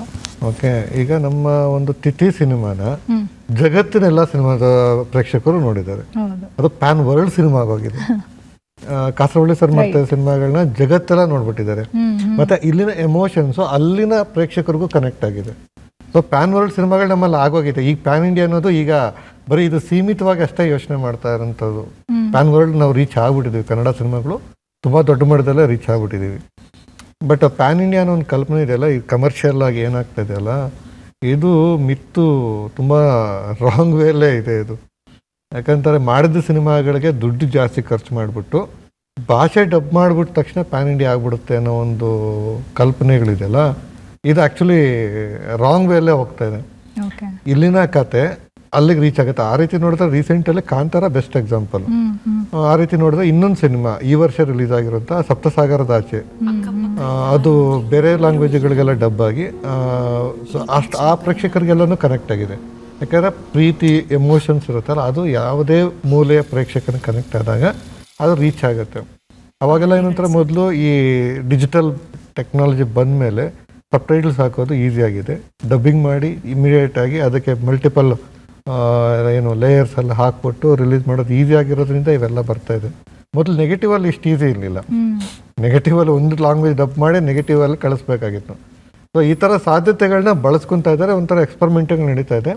ಇದು ಒಂದು ದಿವಸ ಸಣ್ಣಗಾಗಿ ಈಗ ಆಲ್ಮೋಸ್ಟ್ ಪ್ಯಾನ್ ಇಂಡಿಯಾ ಅಂತ ಅಂದ್ಕೊಂಡೆ ಸಿನಿಮಾಗಳು ಈಗ ಬರೀ ಈಗ ಹೊಸದಾಗಿ ಹೇಳೋ ಅಂಥ ಪರಿಸ್ಥಿತಿ ಏನಂತಾರೆ, ನಾವು ಬರೀ ಕನ್ನಡದ ಸಿನಿಮಾ ಮಾಡಿದ್ದೀವಿ ಅಂತ ಹೇಳ್ಕೊಳ್ಳೋವಂಥ, ಹೆಮ್ಮೆಯಿಂದ ಹೇಳ್ಕೊಳ್ಳೋವಂಥ ಪ್ರಯತ್ನಗಳು ಶುರು ಆಗಿದೆ. ಓಕೆ, ಈ ಸೀಕ್ವೆಲ್ಸ್ ಎಲ್ಲ ಹೇಗೆ ವರ್ಕೌಟ್ ಆಗುತ್ತೆ ಸರ್? ಅಂದರೆ ಈಗ KGF ಚಾಪ್ಟರ್ 1, ಚಾಪ್ಟರ್ 2 ಅಂತ ಬಂತು, ಈಗ ಕಾಂತಾರ 2 ಬರ್ತಾ ಇದೆ. ಇದು ಸಕ್ಸಸ್ ಬೇಸಿಸ್ ಮೇಲೆ ಅವರು ಪ್ಲಾನ್ ಮಾಡ್ತಾರ ಅಥವಾ ಮುಂಚೆನೆ ಪ್ಲಾನ್ ಮಾಡಿರ್ತಾರ, ಹೇಗೆ? ಎರಡೂ ಇದೆ. ಒಂದು, ಈಗ ಬಾಹುಬಲಿ ಅನ್ನೋದು ಅವ್ರಿಗೆ ಬಡ್ಜೆಟ್ ಇನ್ವೆಸ್ಟ್ಮೆಂಟ್ ಜಾಸ್ತಿ ಇತ್ತು. ಅಂದ್ರೆ ಈಗ ನಮ್ಮಲ್ಲಿ ಸೀಕ್ವೆಲ್ ಅನ್ನೋದು ರೀಸೆಂಟ್ ಆಗಿ ಶುರು ಆಗಿದ್ದು ಬಾಹುಬಲಿಯಿಂದ. ಬಾಹುಬಲಿಯಲ್ಲಿ ಫಸ್ಟ್ ಪಾರ್ಟ್ ಮಾಡಿದ್ರು, ಅವ್ರ ಬಡ್ಜೆಟ್ ಜಾಸ್ತಿ ಆಗಿತ್ತು. ಅವ್ರ ಕತೆ ಬರ್ಕೊಂಡಾಗ್ಲೇ 2 ಪಾರ್ಟ್ಗೆ ಅಂತ ಬರ್ಕೊಂಡಿದ್ರು. ಸೊ ಒಂದು ಫಸ್ಟ್ ಪಾರ್ಟಲ್ಲಿ ಇನ್ವೆಸ್ಟ್ಮೆಂಟ್ ರಿಕವರಿ ಆಯಿತು, ಸೆಕೆಂಡ್ ಪಾರ್ಟಲ್ಲಿ ಎಲ್ಲ ಪ್ರಾಫಿಟ್ ಬಂತು. ಇದು ಎಲ್ಲ ಸಿನಿಮಾಗಳಿಗೂ ಒಂಥರ ಇನ್ಸ್ಪಿರೇಷನ್ ಆಯಿತು. ಸೊ ಕೆಲವೊಂದು ಸಿನಿಮಾಗಳು ಪಾರ್ಟ್ 1 ಅಂತ ಮಾಡೋಕ್ಕೆ ರೆಡಿ ಮಾಡಿ ಶೂಟ್ ಮಾಡ್ತಾ ಫೂಟೇಜ್ ಜಾಸ್ತಿ ಆಯಿತು ಅಂತ ಹೇಳ್ಬಿಟ್ಟು 2 ಪಾರ್ಟ್ಗಳಾಗಿರೋ ಉದಾಹರಣೆಗಳು ಇದೆ. ಕೆಲವೊಂದು ಉದ್ದೇಶಪೂರ್ವಕವಾಗಿಯೇ 2 ಭಾಗಗಳಲ್ಲಿ ಹೇಳಬೇಕು ಅಂತ ಮಾಡಿದ ಎಕ್ಸಾಂಪಲ್ಸು ಇದೆ. 2 ಥರಗಳು ಇದೆ.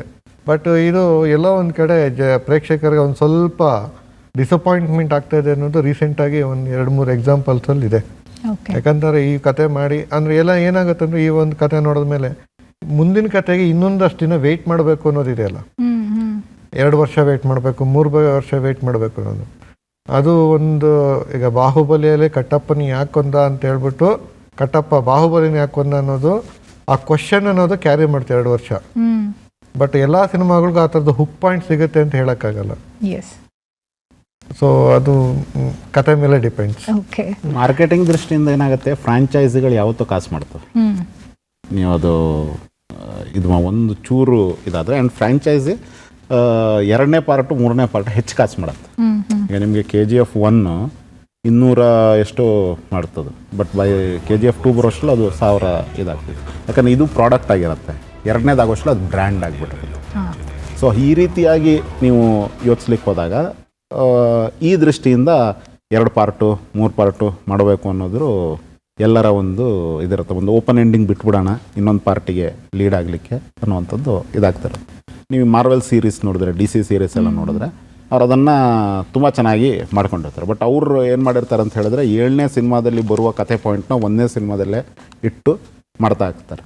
ನಮ್ದು ಹೆಚ್ಚಾಗಿ ಅಡ್ಡೇಟ್ ಮೇಲೆ ಗುಡ್ಡೇಟ್ ಥರ ಆಗಿರುತ್ತೆ. ಒಂದು ಮಾಡೋಣ, ಅದು ಹೆಂಗಾಗುತ್ತೋ ಅದ್ರ ಮೇಲೆ ಇದು ಮಾಡ್ತಾನೆ. ಅದು ಸೀರಿಯಲಲ್ಲಿ ಆಗ್ತಿರುತ್ತಲ್ಲ, ಈ ಕ್ಯಾರೆಕ್ಟರ್ ಚೆನ್ನಾಗಿ ಜನ ಇಷ್ಟಪಡ್ತಿರೋ ಆ ಕ್ಯಾರೆಕ್ಟರ್ದ ಕತೆ ಶುರುವಾಗುತ್ತೆ. ಸೊ ಅದನ್ನು ನೋಡಿ ಮಾಡುವಂತಹ ಒಂದು ಇದು ಹೆಚ್ಚಾಗ್ತದೆ. ಐ ಆಮ್ ಸೀಯಿಂಗ್ ಇಂಡಿಯಾದ ಲೆವೆಲ್. ಉಳಿದದಾಗಲಿ ಅದು ನಿಧಾನವಾಗಿ, ನಮ್ಮದು KGF ಹಾಗೆ ಆಗಿದ್ದದು. ಅಂದರೆ ಸಿನಿಮಾನೇ 5 ತಾಸು ಥರದ್ದು ಬಂದಾಗ ಇದೊಂದು ಫಸ್ಟ್ ಅಂತ ಮಾಡಿ ಸ್ವಲ್ಪ ದಿನ ಆಯ್ತು. ಬಟ್ ಅದ್ರದ್ದು ಲೆವೆಲ್ ಜಾಸ್ತಿ ಆದಾಗ ಆರ್ಟಿಸ್ಟ್ ಬೇರೆ ಬೇರೆಯವರು, ಸಂಜಯ್ ದತ್ ಬಂದು, ರವೀನಾ ಟಂಡನ್ ಬಂದ್ಕೊಂಡು ಅದು ನೆಕ್ಸ್ಟ್ ಲೆವೆಲ್ಗೆ ಏರ್ತಾ ಹೋಯ್ತು. ಸೊ ಹಾಗಾಗಿ ಇವೆಲ್ಲವೂ ಒಂಥರ ಮಾರ್ಕೆಟಿಂಗ್ ಡಿಸಿಷನ್ಸೇ ಹೊರತು ಕ್ರಿಯೇಟಿವ್ ಡಿಸಿಷನ್ಸ್ ಅಲ್ಲ ಅನ್ನೋದು ಸದ್ಯದ ಅನಿಸಿಕೆ. All right. ಈಗ ನಾವೆಲ್ಲ ಒಂದು ಸೋಷಿಯಲ್ ಮೀಡಿಯಾ, ಇಂಟರ್ನೆಟ್ ಕಾಲದಲ್ಲಿದ್ದೀವಿ. OTT ನಮಗೆ ಬೆನಿಫಿಟ್ ಅಂತೂ ಕೊಟ್ಟಿದೆ, ಬಟ್ OTTಯಲ್ಲಿ ಪರ್ಚೇಸಿಂಗ್ ಎಲ್ಲ ಯಾವ ಬೇಸಿಸ್ ಮೇಲೆ ಆಗುತ್ತೆ, ಇದ್ರ ಬಗ್ಗೆ? ಕನ್ನಡಕ್ಕಂತೂ OTTಯಿಂದ ಯಾವ ಲಾಭವೂ ಆಗ್ತಾ ಇಲ್ಲ ಸದ್ಯಕ್ಕೆ. ಯಾಕಂದರೆ ನೆಟ್ಫ್ಲಿಕ್ಸ್ ಅವರು ಕ್ಲಿಯರ್ ಆಗಿ ಸರಿ ಹೇಳ್ತಾರೆ, ಕ್ಲಿಯರ್ ಆಗಿ ಹೇಳ್ಬಿಟ್ರು, ಕನ್ನಡ ಆಡಿಯನ್ಸ್ ಕನ್ನಡ ಸಿನಿಮಾ ನೋಡಲ್ಲ, ನಾವು ತಗೊಳ್ಳಲ್ಲ ಅಂಥೇಳಿ. ನಿಮ್ಮ ಕಳೆದ ವರ್ಷದ ದೊಡ್ಡ ಬ್ಲಾಕ್ ಬಸ್ಟರ್ಸು 2 KGF ಮತ್ತು ಕಾಂತಾರ ನಾವೇ ಕೊಟ್ಟಿದ್ದು. 1,000 ಕೋಟಿ ಬಿಸ್ನೆಸ್ ಮಾಡಿದೆ ಅಂತ ಹೇಳಿದ್ರೆ ಯಾರು ಮಾಡಿದ್ದು? ನಾವೇ ಮಾಡಿದ್ದು. ಆಮೇಲೆ ನಿಮ್ಮ ಎಷ್ಟೋ ಸಿನಿಮಾಗಳು ಇಲ್ಲಿಗೆ ಬಂದು ಕನ್ನಡದಲ್ಲಿ ಡಬ್ಬ ಆದಾಗ ಹೆಚ್ಚಿನ ಹಣ ಮಾಡಿರೋದು ಕರ್ನಾಟಕದಲ್ಲಿ. ಇನ್ಫ್ಯಾಕ್ಟ್ ಬಾಂಬೆಯಲ್ಲಿ ಇವತ್ತಿಗೂ ಇದೆ ಬೆಂಗಳೂರು ರಿಪೋರ್ಟ್ ಏನಿದೆ ಅಂತೇಳಿ. ಅವ್ರು ಬೇರೆ ಕಡೆಗೆ ಬೆಂಗಳೂರು ರಿಪೋರ್ಟ್ ಏನಿದೆ ಅದಕ್ಕೆ ಹೇಳ್ತಾರೆ, ಇಲ್ಲಿ ಅಪ್ರೂವ್ ಆದರೆ ರಿಪೋರ್ಟ್ ಅಂದರೆ ಎಲ್ಲರಿಗೂ ಬೆಂಗಳೂರು ರಿಪೋರ್ಟ್ ಇಂಪಾರ್ಟೆಂಟ್ ಆಗುತ್ತೆ. ಸೊ ಹಾಗಾಗಿ ನೀವು ಇಲ್ಲಿ ಬಂದಾಗ ಇದಾಗ್ತಿರೋದು. ಎರಡನೇದಾನಾಗಿದೆ, OTT ಅವ್ರಿಗೆ 2 ಕಲ್ತ್ಬಿಟ್ಟಿದ್ದಾರೆ. ಒಂದೇದಾಗಿ ಇಲ್ಲಿ ನಂಬರ್ಸ್ ಜಾಸ್ತಿ ಇದೆ, ಅದು ಹೇಳಿದ್ರಲ್ಲ 150-200 ಸಿನಿಮಾ ಮಾಡ್ತಿರೋದ್ರಿಂದ ಇವರು ಡೆಸ್ಪರೇಟ್ ಆಗಿದ್ದಾರೆ. ಅದು ಎಂಡ್ ಏನಾಗ್ಬಿಡುತ್ತೆ ಅಂತ ಹೇಳಿದ್ರೆ, ಸಿನಿಮಾ ರಿಲೀಸ್ ಹತ್ರ ಬರ್ತಿದ್ದಾಗೆ ಪ್ರೊಡ್ಯೂಸರ್ ಡೆಸ್ಪರೇಟ್ ಆಗಿಬಿಟ್ಟಿರ್ತಾರೆ. ಹೆಂಗಾದರೂ ಅಲ್ಲಿ ಇನ್ನೊಂದಷ್ಟು ಕಾಸು ಬರಲಿ ಅನ್ನುವಂಥದ್ದು ಬಂದ್ಬಿಡುತ್ತೆ. ಆವಾಗ ನಾನು ಆಟ ಆಡಿಸ್ತೀನಿ, ಅಷ್ಟು ಕೊಡೋಕ್ಕಾಗಲ್ಲ, ಎಷ್ಟು ಕೊಡೋಕ್ಕಾಗಲ್ಲ, ಪೇಪರ್ ವ್ಯೂ ಮಾಡ್ಕೊಳ್ಳಿ. ಪೇಪರ್ ವ್ಯೂ ಹಾಕ್ಬಿಟ್ರೆ ಏನಾಗುತ್ತೆ, ನಂದು ಏನು ಇನ್ವೆಸ್ಟ್ಮೆಂಟ್ ಇಲ್ಲ, ಟೈಮ್ ಸ್ಲಾಟ್ ಅಷ್ಟೇ ಕೊಡಬೇಕು. 2.25 ತಾಸಿನ 2.5 ತಾಸಿನ ಸಾಫ್ಟ್ವೇರ್ ನನ್ನ ಕೈಯಲ್ಲಿದೆ, ನಾನು ಹಾಕಿಬಿಟ್ಟೆ, ಸುಮ್ಮನೆ ಹಾಕಿದೆ, ಏನೂ ಕೊಟ್ಟಿಲ್ಲ, ಬಂದದ್ರಲ್ಲಿ ನಂಗೆ ಕಮಿಷನ್, ನಿಮ್ಮದೇನು ಇದಿಲ್ಲ ಅನ್ನೋದು ಗೊತ್ತಾಗ್ತಿದೆ. ಆಮೇಲೆ ಏನು ಮಾಡ್ತಾರೆ, ತೆಲುಗು ತಮಿಳಿನ ಕನ್ನಡ ಡಬ್ ವರ್ಷನ್ಸ್ ಹಾಕ್ಬಿಟ್ರೆ ನಮ್ಮವ್ರು ಕನ್ನಡ ಕಂಟೆಂಟ್ ನೋಡ್ತಾರೆ, ಬಟ್ ಡಬ್ಡ್ ಕಂಟೆಂಟ್ ನೋಡ್ತಾರೆ. ಸೊ ಅವರಿಗೆ ಒಂದು ಕನ್ನಡ ಸಿನಿಮಾಗೆ 1 ಕೋಟಿ ಕೊಟ್ಟು ಬರಲು ಹೆಂಗಿದ್ರು ತೆಲುಗಿನವ್ರಿಗೆ ನಾನು 2 ಕೊಡ್ತಿದ್ದೀನಿ, ಅದನ್ನು ಡಬ್ ಮಾಡಿಬಿಟ್ರೆ 25 ಲಕ್ಷಕ್ಕೆ. ನನ್ನ ಹತ್ರ 25 ಲಕ್ಷ ಕನ್ನಡ ಕಂಟೆಂಟ್ ಇದೆ, ಸೊ ನಾನು ಯಾಕೆ ಕನ್ನಡ ಸಿನಿಮಾ ತಗೊಳ್ಳಿ ಅನ್ನೋದು ಅವರ ಒಂಥರ ಅಭಿಮತವಾಗಿ ಆಗಿದೆ. ಈಗ ಇದರ ಜೊತೆಗೇನಾಗಿದೆ, ಅವರು ಯಾವುದೇ ಕಾರಣಕ್ಕೂ ಸ್ಟಾರ್ ಇಲ್ಲದೆ ಇರೋ ಸಿನಿಮಾನ ಮುಟ್ಟಲ್ಲ. ಸೇಮ್ ಅಲ್ಲೇನು ಡಿಸ್ಟ್ರಿಬ್ಯೂಟರ್ ಆಫೀಸಲ್ಲಿ ಕೂತಿದ್ರು, ಗಾಂಧಿನಗರದಲ್ಲಿ ಕೂತಿದ್ರು, ಅಥವಾ ಅಲ್ಲಿ ಬಾಂಬೆಯಲ್ಲಿ ಯಾರು ಕೂತಿದ್ರು, ಅವರೇ ಕೂತಿದ್ದಾರೆ ಇದರಲ್ಲಿ OTTsಗಳಲ್ಲಿ ಕೂಡ. ಇನ್ಫ್ಯಾಕ್ಟ್ ನಾವು ಎಷ್ಟೋ ಇವುಗಳನ್ನು ಏನದು ವೆಬ್ ಸೀರೀಸ್ ಮಾಡೋದಕ್ಕೆಲ್ಲ ಇದು ಕೊಟ್ಟರು ಕೂಡ ಅವ್ರು ಹೆಂಗೆ ಹೇಳ್ತಾರೆ ಅಂದರೆ 20 ಲಕ್ಷ 25 ಲಕ್ಷ, ಬಟ್ ಅವ್ರ ಕ್ವಾಲಿಟಿ ಹಾಲಿವುಡ್ದು ಬೇಕು, ಇಷ್ಟರಲ್ಲಿ ಮಾಡಿಬಿಡಿ, ಇಷ್ಟರಲ್ಲೇ ಆಗಿಬಿಡಿ ಅನ್ನೋ ರೀತಿಯಲ್ಲಿ ಇದಾಗ್ತಾ ಇದೆ. ಸೊ ವ್ಯೂವರ್ಶಿಪ್ ಅವ್ರಿಗೆ ಹೆಚ್ಚಾಗಿದೆ ಕರ್ನಾಟಕಕ್ಕೆ ಬಂದು. ಕನ್ನಡದ ಆಡಿಯನ್ಸು ಅವ್ರನ್ನ ನೋಡ್ತಾ ಇದ್ದಾರೆ. ಹೈಯೆಸ್ಟ್ ರಿಜಿಸ್ಟ್ರೇಷನ್ನು ಅಮೆಝಾನು ಮತ್ತು ನೆಟ್ಫ್ಲಿಕ್ಸಿಗೆ ಕರ್ನಾಟಕದಲ್ಲಿ, ಅದರಲ್ಲೂ ಬೆಂಗಳೂರಲ್ಲಿರೋಂಥದ್ದು. ಆದರೆ ಅವರು ಯಾವುದೇ ರೀತಿಯಿಂದ ನಮ್ಮ ಕಂಟೆಂಟ್ನ ತಗೋತಾ ಇಲ್ಲ. ಅವ್ರಿಗೆ ಕನ್ನಡ ಕಂಟೆಂಟ್ ತೊಗೋತಿದ್ದಾರೆ, ಬಟ್ ಕನ್ನಡ ಸಿನಿಮಾ ಅಂದರೆ ಇಂಡಸ್ಟ್ರಿಯ ಕಂಟೆಂಟು ತೊಗೋತಾ ಇಲ್ಲ. ಪೇಪರ್ ವ್ಯೂ ಅಥವಾ ಈ ರೀತಿಯದ್ದು ಬಂದಾಗ ಅವ್ರು ಅದನ್ನು ಎಕ್ಸ್ಪ್ಲಾಯ್ಟ್ ಮಾಡೋಕ್ಕೆ ನೋಡ್ತಾ ಇದ್ದಾರೆ. ಸೊ ನನಗೆ ಗೊತ್ತಿಲ್ಲ, ಅಂದರೆ ಸದ್ಯದ 2 ವರ್ಷದ ನನ್ನ ಅಬ್ಸರ್ವೇಷನ್, ಅಂದರೆ ಪರ್ಸ್ನಲ್ ಆಗಿ ನಂದು 2 ವರ್ಷದಲ್ಲಿ ಯಾವುದೇ ಇದು ಬಂದಿಲ್ಲ. ಕನ್ನಡಿಗ ಡೈರೆಕ್ಟಾಗಿ ಇದಕ್ಕೆ ಹೋಯಿತು, ಝೀಗೆ ಹೋಯಿತು. ಬಟ್ ಯಾರೆಲ್ಲ ಕತೆ ಕೇಳ್ತೀನಿ, ಯಾರೆಲ್ಲ ಪ್ರೊಡ್ಯೂಸರ್ ಜೊತೆ ಭೇಟಿ ಆಗ್ತಿದ್ದೀನಿ, ಯಾರೆಲ್ಲ ಇದು ಮಾಡ್ತಿದ್ದೀನಿ, ಅಲ್ಲಿ 2 ಅಂತೂ ಇದಿದೆ, ಫಿಕ್ಸ್ ಇದೆ. ನಿಮ್ಮ ಹತ್ರ ದೊಡ್ಡ ಸ್ಟಾರ್ ಇರಬೇಕು, ಇಲ್ಲಾರೆ ನೀವು ಅವರ ಹೇಳಿದಂಗೆಲ್ಲ ಇದು ಮಾಡ್ತಾರೆ, ಹೊಸರಿ ಹೊಡಿತಾ ಇದ್ದರೆ ಅವರೆಲ್ಲ ಒಂದು ಕಡೆ ನಿಮ್ಗೆ ಅವಕಾಶ ಕೊಡ್ತಾರೆ ಅನ್ನೋಂಗೆ ಆಗ್ಬಿಟ್ಟಿದೆ. ಬೆಸ್ಟ್ ಎಕ್ಸಾಂಪಲ್ ಇವ್ರದ್ದು 1920-23 ಅವ್ರು ಹೇಳ್ತಾ ಕಂಟೆಂಟ್ ಸಿನಿಮಾ ಅಪ್ರಿಷಿಯೇಟ್ ಮಾಡಿರೋ ಸಿನಿಮಾ ಅಂತ ಹೇಳಿದ್ರೆ most appreciated cinema content cinema ಆಗ್ತಾ ಇದೆ. ಆಟ ಆಡಿಸ್ತಾನೆ ಉಳಿದ್ರು ಅವರಿಗೆ. ಇದು ಕಾರ್ಪೊರೇಟ್ದು ಪಾಲಿಟಿಕ್ಸ್ ಬಂದಿರುತ್ತೆ. ಅವ್ರು ಹೇಗೆ ಮಾಡ್ತಾರೆ ಅಂದರೆ, ಹೇಗೆ ಇಂಡಿಯನ್ ಮಾರ್ಕೆಟು ಎಸ್ಪೆಷಲಿ ಕನ್ನಡ ಮಾರ್ಕೆಟ್ನ ಹೊಡೆದ್ರು ಅಂತ ಈ OTT ಅನ್ನೋರು. ಫಸ್ಟು ಅವರ ಅದೃಷ್ಟಕ್ಕೆ ಈಗ ನಮಗೆ ಕೊರೋನಾ ಬಂತು. ಆ ಕೊರೋನಾ ಬರೋದಕ್ಕೆ 1-2 ವರ್ಷದ ಮುಂಚೆ ಅವರು OTT ಎಂಟ್ರ್ ಆಗಿದ್ರು. 2017 ಶುರುವಾಗಿ 18ಕ್ಕೆ ಒಂದು ಸ್ವಲ್ಪ ಪಾಪ್ಯುಲರ್ ಆಗ್ತಾಯಿದ್ದೆ ಟೈಮ್ಗೆ. 19-20ಕ್ಕೆ ಕರೆಕ್ಟಾಗಿ ಕೊರೋನಾ ಬಂತು. ಇವ್ರೇನು ಮಾಡಿದ್ರು, ಫಸ್ಟು ಪ್ರೇಕ್ಷಕನೆಲ್ಲರೂ ಅವ್ರ ಕಡೆ ಹೇಳ್ಕೊಂಡ್ರು. ಹೇಗೆ ಅಂತಂದರೆ, ಹೊಸ ಸಿನಿಮಾಗಳು ರಿಲೀಸ್ ಮುಂಚೆನೇ ದುಡ್ಡು ಇನ್ವೆಸ್ಟ್ ಮಾಡಿ ಪರ್ಚೇಸ್ ಮಾಡಿ ನಿಮಗೆ ಥಿಯೇಟ್ರಿಕಲ್ಲಿ ನೋಡಲಿಲ್ಲ ಅಂದರೂ ನಿಮ್ಗೆ ಒಂದು ವಾರದಲ್ಲಿ ನಾನು ಸಿನಿಮಾ ಕೊಡ್ತೀನಿ, 15 ದಿವಸಕ್ಕೆ ಸಿನಿಮಾ ಕೊಡ್ತೀನಿ ಅನ್ನೋ ಒಂದು ಥರದಲ್ಲಿ ಪ್ರೇಕ್ಷಕರನ್ನ ಥಿಯೇಟ್ರಿಗೆ ಮೇಲೆ ಅಂದರೆ ಒಂದು ಸಿನಿಮಾ ಎಂಟರ್ಟೈನ್ಮೆಂಟ್ ಬೇಕು ಅಥವಾ ಸಿನಿಮಾ ಥಿಯೇಟ್ರಿಗೆ ಹೋಗ್ಬೇಕು ಅನ್ನೋ ಒಂದು ಅಭ್ಯಾಸನ ತಪ್ಪಿಸಿದ್ರು ಫಸ್ಟು. ಥಿಯೇಟ್ರಿಗೆ ಹೋಗದೇ ಇದ್ರೂ ನಡೆಯುತ್ತೆ, ನಿಮ್ಗೆ OTT ನಾನು ಕೊಡ್ತೀನಿ ಕಂಟೆಂಟು ಅಂತ. ಸೊ ಹಾಗಾಗಿನೇ ಫಸ್ಟ್ ಬಂದುಬಿಟ್ಟು ಯಾರ್ಯಾರು ಸಿಗ್ತಾರೋ ಯಾವ್ಯಾರು ಸಿಗುತ್ತೋ ಎಲ್ಲ ಪರ್ಚೇಸ್ ಮಾಡಿ ಪ್ರೇಕ್ಷಕರಿಗೆ ಮನೇಲೇ ಕೂತ್ಕೊಂಡು ಸಿನಿಮಾ ನೋಡೋ ಅಭ್ಯಾಸ ಬೆಳೆಸಿದ್ರು. ಆ ಬೆಳೆಸೋ ಟೈಮ್ ಕರೆಕ್ಟಾಗಿ ಕೊರೋನಾ ಬಂತು. 2 ಲಾಕ್ಡೌನ್ ಏನು ಸೀಸನ್ 1 ಸೀಸನ್ 2 ಕೊರೋನಾ ಬರೋಷ್ಟೊತ್ತಿಗೆ ಪ್ರೇಕ್ಷಕರನ್ನ ಕಂಪ್ಲೀಟ್ಲಿ ನಾವು ಯಾಕೆ ಥಿಯೇಟ್ರಿಗೆ ಹೋಗ್ಬಿಟ್ಟು 200 ರೂಪಾಯಿ 150 ರೂಪಾಯಿ ಇನ್ವೆಸ್ಟ್ ಮಾಡಬೇಕು, ಸಿನಿಮಾ ಅಲ್ಲಿ ಚೆನ್ನಾಗಿದ್ದರೆ ದೊಡ್ಡದಾಗಿ ವೈಡಾಗಿ ಏನೋ ಎಕ್ಸ್ಟ್ರಾರ್ಡಿನರಿ ಎಕ್ಸ್ಪೀರಿಯನ್ಸ್ ಕೊಟ್ಟರೆ ಬೇಕಾದ್ರೆ ಅಲ್ಲಿ ಇನ್ವೆಸ್ಟ್ ಮಾಡೋಣ, ಇಲ್ಲ ಅಂತಾರೆ ಒಂದು ವರ್ಷಕ್ಕೆ ನಾವು 1000 ರೂಪಾಯಿ ಸಬ್ಸ್ಕ್ರಿಪ್ಷನ್ ತೊಗೊತೀವಿ, ನಾವು ಇಲ್ಲಿ ಸಿನಿಮಾ ನೋಡೋಣ ಅನ್ನೋ ಒಂದು ಅಭ್ಯಾಸನ ಈ OTT ಅವ್ರು ಫಸ್ಟ್ ಜನರೇಟ್ ಮಾಡಿದ್ರು. ಸೊ ಅವರೆಲ್ಲ ಇನ್ವೆಸ್ಟ್ ಮಾಡಿದ್ರಲ್ಲ ಅದನ್ನ ರಿಕವರಿ ಮಾಡ್ಕೊಳಕ್ಕೆ ಈಗ ಕೂತಿದ್ದಾರೆ. ಒಂದು ರೆವೆನ್ಯೂ ಶೇರ್ ಅನ್ನೋದು ಪೇಪರ್ ವ್ಯೂ ಅಂತ, ಅದು 1 ನಿಮಿಷ ಸ್ಟ್ರೀಮ್ ಆದರೆ ಅದು ಒಂದು ಅರ್ಧ ಗಂಟೆ ಕಂಪ್ಲೀಟು 2 ಗಂಟೆ ಸಿನಿಮಾ ಸ್ಟ್ರೀಮ್ ಆದರೆ 6 ರೂಪಾಯಿ ಲೆಕ್ಕದಲ್ಲಿ ಪ್ರೊಡ್ಯೂಸರ್ ಕೊಡ್ತಾರೆ. ಅದರಲ್ಲಿ ಅವ್ರ ಇನ್ವೆಸ್ಟ್ಮೆಂಟ್ ಏನಿಲ್ಲ, ಅವ್ರದ್ದೇನು ಸಾಫ್ಟ್ವೇರ್ ಆಲ್ರೆಡಿ ಇದೆ, ಅದರಲ್ಲಿ ಒಂದು ಸ್ಪೇಸ್ ಕೊಡ್ತಾರೆ ಈ ಜಾಗದಲ್ಲಿ. ಅಂದರೆ ನನ್ನ ಅಂಗಡಿ ಇದೆ, ನೀವು ಬಂದು ಇಲ್ಲಿ ಮಾರ್ಕೊಳ್ಳಿ, ಅದರಲ್ಲಿ ನನ್ನ ಕಮಿಷನ್ ಕೊಡಿ ಅಂತ. ಸೊ ಅದು ಬಿಟ್ಟರೆ ಇಲ್ಲೇನಾಗುತ್ತೆ ಅಂತಂದರೆ ಅವರು ಮೊದಲು ಕೊಡ್ತಾ ಇದ್ದ ಇನ್ವೆಸ್ಟ್ಮೆಂಟ್ ಏನಿತ್ತು ಲ್ಯಾಂಗ್ವೇಜ್ ವೈಸು, ಬೇರೆ ಲ್ಯಾಂಗ್ವೇಜ್ಗಳು ಗೊತ್ತಿಲ್ಲ, ಕನ್ನಡಕ್ಕೆ ತುಂಬ ಕಡಿಮೆ ಕೊಡೋದು. ಭಾರತದ ಎಲ್ಲ ಲ್ಯಾಂಗ್ವೇಜ್ ಕಂಪೇರ್ ಮಾಡಿ ಕನ್ನಡ ತುಂಬ ಕಡಿಮೆ ಅವರು ಆ್ಯನ್ಯುವಲ್ ಬಡ್ಜೆಟ್ ಅಂತ ಇಡೋದು OTT ಅವರು. ಆ ಆ್ಯನ್ಯುವಲ್ ಬಡ್ಜೆಟಲ್ಲಿ ಅವ್ರು ಏನು ಮಾಡ್ತಾರೆ, ಇರೋ ಮ್ಯಾಕ್ಸಿಮಮ್ ದುಡ್ಡನ್ನ ಸ್ಟಾರ್ ಸಿನಿಮಾಗಳು ತಗೊತಾರೆ. ಓಕೆ, ಅವ್ರದ್ದು 100 ಕೋಟಿ ಇದೆ ಅಂತಂದರೆ 4 ಸ್ಟಾರ್ ಸಿನಿಮಾ ತಗೊಂಡ್ರೆ ಮುಗೀತು, 15 ಕೋಟಿ 20 ಕೋಟಿ ಅಲ್ಲಿಗೆ ಬಡ್ಜೆಟ್ ಖಾಲಿ ಆಗುತ್ತೆ. ಸೊ ಹೊಸಬ್ರಿಗೆ ಹೆಂಗೆ ಡಿಮ್ಯಾಂಡ್ ಮಾಡೋಕ್ಕೆ ಶುರು ಮಾಡ್ತಾನೆ. ಸೊ ಮೊದಲು ಇವ್ರು ಅದೊಂದು ಇದೆಯಲ್ಲ, ಫಸ್ಟ್ ಪ್ರೇಕ್ಷಕರನ್ನ ಥಿಯೇಟ್ರ್ ತಪ್ಪಿಸಿದ್ರಲ್ಲ, ಈಗ ಹೋಗೋ ಪ್ರೊಡ್ಯೂಸರ್ಗೆ ಏನು ಹೇಳ್ತಾರೆ, ನೀವು ಥಿಯೇಟ್ರಿಗೆ ಸಿನಿಮಾ ಹಾಕಿ ಥಿಯೇಟ್ರಲ್ಲಿ ಜನ ಬಂದು 4 ವಾರಗಳ ಕಾಲ ಪ್ರತಿ ವಾರದ ಸಾಟರ್ಡೆ ಸಂಡೇ ಶೋಸು ಹೌಸ್ಫುಲ್ ಆದರೆ ಆವಾಗ ನಾವು ತಗೊತೀವಿ ಅಂತ. ಫಸ್ಟ್ ಆಫ್ ಆಲ್ ಪ್ರೇಕ್ಷಕರು ಥಿಯೇಟ್ರಿಗೆ ಹೋಗ್ದಿರಾ ನಾವು ಸಿನಿಮಾ ನಿಮ್ಮ ಕೈಯಲ್ಲಿ ಕೊಡ್ತೀವಿ ಅಂತ ಅಭ್ಯಾಸ ಮಾಡಿಸಿ, ಪ್ರೇಕ್ಷಕರಲ್ಲಿ ಹೋಗ್ದಿರಾ ಅಂದರೆ ಈ ಥರ ಅಂದರೆ ಎಸ್ಪೆಷಲಿ ನಮ್ಮ ಥರದ ಪ್ಯಾರಲಲ್ ಕಂಟೆಂಟ್ ಒಂದು ಫೀಲ್ ಗುಡ್ ಸಿನಿಮಾಗಳು, ಈ ಥರ ಸಿನಿಮಾಗಳಿಗೆ ಪ್ರೇಕ್ಷಕರು ಥಿಯೇಟ್ರಿಗೆ ಇದಕ್ಕೆ ಯಾಕೆ ದುಡ್ಡು ಕೊಡಬೇಕು, ನಾವು ಎಕ್ಸ್ಟ್ರಾರ್ಡಿನರಿ ಏನೋ ಸಿಕ್ಕರೆ ಥಿಯೇಟ್ರಿಗೆ ಹೋಗ್ತೀವಿ, ಇಲ್ಲಾಂದರೆ ನಾವು ಮನೆಯಲ್ಲೇ ನೋಡ್ತೀವಿ ಅಂತ ಅವ್ರು ಕಾಯ್ಕೊಂಡು ಕೂತಿದ್ದಾರೆ. ಈ OTT ಅವರು ಅಂದರೆ ನೀವು ಥಿಯೇಟ್ರಿಗೆ ಜನ ಬಂದರೆ ನಿಮಗೆ ದುಡ್ಡು ಕೊಟ್ಟು ತಗೊತೀವಿ ಅಂತಾರೆ. ಆವಾಗ ಏನಾಗುತ್ತೆ, ಪ್ರೇಕ್ಷಕರು ಬರಲ್ಲ, ಸಿನಿಮಾಗೆ ಮಾರ್ಕೆಟ್ ಇರಲ್ಲ. ಆವಾಗ ಅವ್ರು ಏನು ಡಿಮ್ಯಾಂಡ್ ಮಾಡ್ತಾರೆ, ಅವ್ರಿಗೇನಾಗುತ್ತೆ, ಈ ಸ್ಟಾರ್ ಸಿನಿಮಾಗಳು ತಗೊಂಡಾಗ ಎಲ್ಲ ಸಿನಿಮಾಗಳು ಅವ್ರಿಗೆ OTT ವರ್ಕ್ ಆಗಲ್ಲ. ಅವರು ತಗೊಂಡಿದ್ದ ಸ್ಟಾರ್ ಸಿನಿಮಾಗಳದ್ದು ಎಲ್ಲದೂ ವರ್ಕ್ ಆಗಲ್ಲ. ಬಟ್ ಅವ್ರಿಗೆ ಫಿಲ್ಲಿಂಗ್ ಬೇಕು, ಅದೆಲ್ಲ ಬೇಕು, ಕಡಿಮೆ ಬಡ್ಜೆಟ್ಗಳಲ್ಲಿ ಬೇಕು. ಮತ್ತು ಇದರಲ್ಲೂ ಭ್ರಷ್ಟಾಚಾರ ತುಂಬ ಪೀಕಲ್ಲಿದ್ದಾವೆ. ದೊಡ್ಡ ಸಿನಿಮಾಗಳು ಪರ್ಚೇಸ್ ಆಗುತ್ತೆ ಅಂದರೆ ಅದರಲ್ಲಿ ಭ್ರಷ್ಟಾಚಾರದ ವಾಸನೆ ಇದ್ದೇ ಇರುತ್ತೆ. ಸೊ ಅಲ್ಲಿ ಲಾಸ್ ಆಗಿರುತ್ತಲ್ಲ, ಅದನ್ನು ಹೊಸ ಕಂಟೆಂಟ್ ಸಿನಿಮಾ ಮೇಕರ್ಗಳ ಹತ್ರ ಈ ರೆವಿನ್ಯೂ ಶೇರ್ ಹೆಸರಲ್ಲಿ ಇಲ್ಲಿ ಜನರೇಟ್ ಮಾಡ್ಕೊಳ್ಳೋಕ್ಕೆ 1 ಲಕ್ಷ 2 ಲಕ್ಷ 5 ಲಕ್ಷಕ್ಕೆ ಕೇಳ್ತಾರೆ. ಇಲ್ಲೇನಾಗಿರುತ್ತೆ, ಸಿನಿಮಾ ಒಳ್ಳೆ ಸಿನಿಮಾ ಅಂತ ಅನ್ಸ್ಕೊಂಡಿರುತ್ತೆ, ರಿವ್ಯೂಸ್ ಎಲ್ಲ ಚೆನ್ನಾಗಿ ಬರುತ್ತೆ, ನೋಡೋರೆಲ್ಲ ಚೆನ್ನಾಗಿದೆ ಅಂತ ಹೇಳ್ತಾರೆ, ಪ್ರೇಕ್ಷಕರಿಲ್ಲ, ದುಡ್ಡಿಲ್ಲ, ಏನು ಮಾಡೋಕ್ಕಾಗಲ್ಲ. ಮತ್ತು ಹೋದ ಕಡೆ ಬಂದ ಕಡೆ ಸಿನಿಮಾ ಏನಾಯಿತು, ಯಾವ ಬರುತ್ತೆ OTT, ಈ ಒತ್ತಡದಲ್ಲಿ ಅವ್ರು ಎಷ್ಟು ಕೊಟ್ಟರೆ ಸಾಕು ಅಂತ ಹೇಳ್ಬಿಟ್ಟು ಹಾಕೋ ಪರಿಸ್ಥಿತಿ ನಿರ್ಮಾಪಕರದ್ದಾಗಿರುತ್ತೆ. ಈ OTT ಅನ್ನೋದು ಇದು ಸಿನಿಮಾ ಜಗತ್ತಿಗೆ ಪೂರಕವಾಗಿ ಬಂದಿದೆ ಅನ್ನೋದಕ್ಕಿಂತ ನನ್ನ ಎಕ್ಸ್ಪೀರಿಯನ್ಸಲ್ಲಿ ಮಾರಕನೇ ಆಗಿದೆ. ಓಕೆ ಸರ್, ಇನ್ನು ಡಬ್ಬಿಂಗ್ ವಿಷಯಕ್ಕೆ ಬಂದಾಗ ಮೊದಲೆಲ್ಲ ಬಿಗಿನಿಂಗಲ್ಲಿ ವಿರೋಧ ವ್ಯಕ್ತವಾಗಿತ್ತು. ಆಮೇಲೆ ಜನ ತಮ್ಮದೇ ಸಿನಿಮಾಗಳು ಅನ್ನೋ ಒಂದು ಆಪ್ತತೆಯಿಂದ ಇಷ್ಟಪಡೋಕ್ಕೆ ಶುರು ಮಾಡಿದ್ರು. ಈ ಡಬ್ಬಿಂಗ್ ಸಿನಿಮಾಗಳಿಂದ ನಮ್ಮ ಚಿತ್ರರಂಗಕ್ಕೆ ಅಥವಾ ಚಿತ್ರರಂಗದ ಬೆಳವಣಿಗೆಗೆ ಹೇಗೆ ಸಹಕಾರಿಯಾಗುತ್ತೆ? ಅಲ್ಲ, ನಾನು ಮೊದಲಿಂದ ಡಬ್ಬಿಂಗ್ ಪರ ಏನಿದ್ದೀನಿ. ವೈಯಕ್ತಿಕವಾಗಿ ನಂಗೆ ಡಬ್ಬಿಂಗ್ ಇಷ್ಟ ಇಲ್ಲ. ಓಕೆ, ನಾನು ಡಬ್ಬಿಂಗ್ ಸಿನಿಮಾಗಳು ನೋಡೋದೇ ಇಲ್ಲ. ಅದು ಯಾವುದೇ ಭಾಷೆ ಸಿನಿಮಾ ಆಗಲಿ ಅದರ ಒರಿಜಿನಲಲ್ಲಿ ನಾನು ಸಬ್ಟೈಟಲ್ ಜೊತೆ ನೋಡ್ತೀನಿ ಹೊರತು, ನನಗೆ ಭಾಷೆ ಗೊತ್ತಿಲ್ಲ, ಸಬ್ಟೈಟಲ್ ಇದ್ರೆ ಸಾಕು ನಾನು ನೋಡ್ತೀನಿ ಹೊರತು ನನಗೆ ಡಬ್ಬಿಂಗ್ ಸಿನಿಮಾ ನೋಡಲ್ಲ. ಆದರೆ ನಾನು ಡಬ್ಬಿಂಗ್ ಪರಾನೆ. ಯಾಕಂತಂದರೆ ಡಬ್ಬಿಂಗ್ ಅನ್ನೋದು ಅದೊಂಥರ ಡೆಮೋಕ್ರೆಟಿಕ್, ಅದು ಎಲ್ಲರಿಗೂ ಮಾಡಬೇಕಾಗಿರೋಂಥದ್ದು.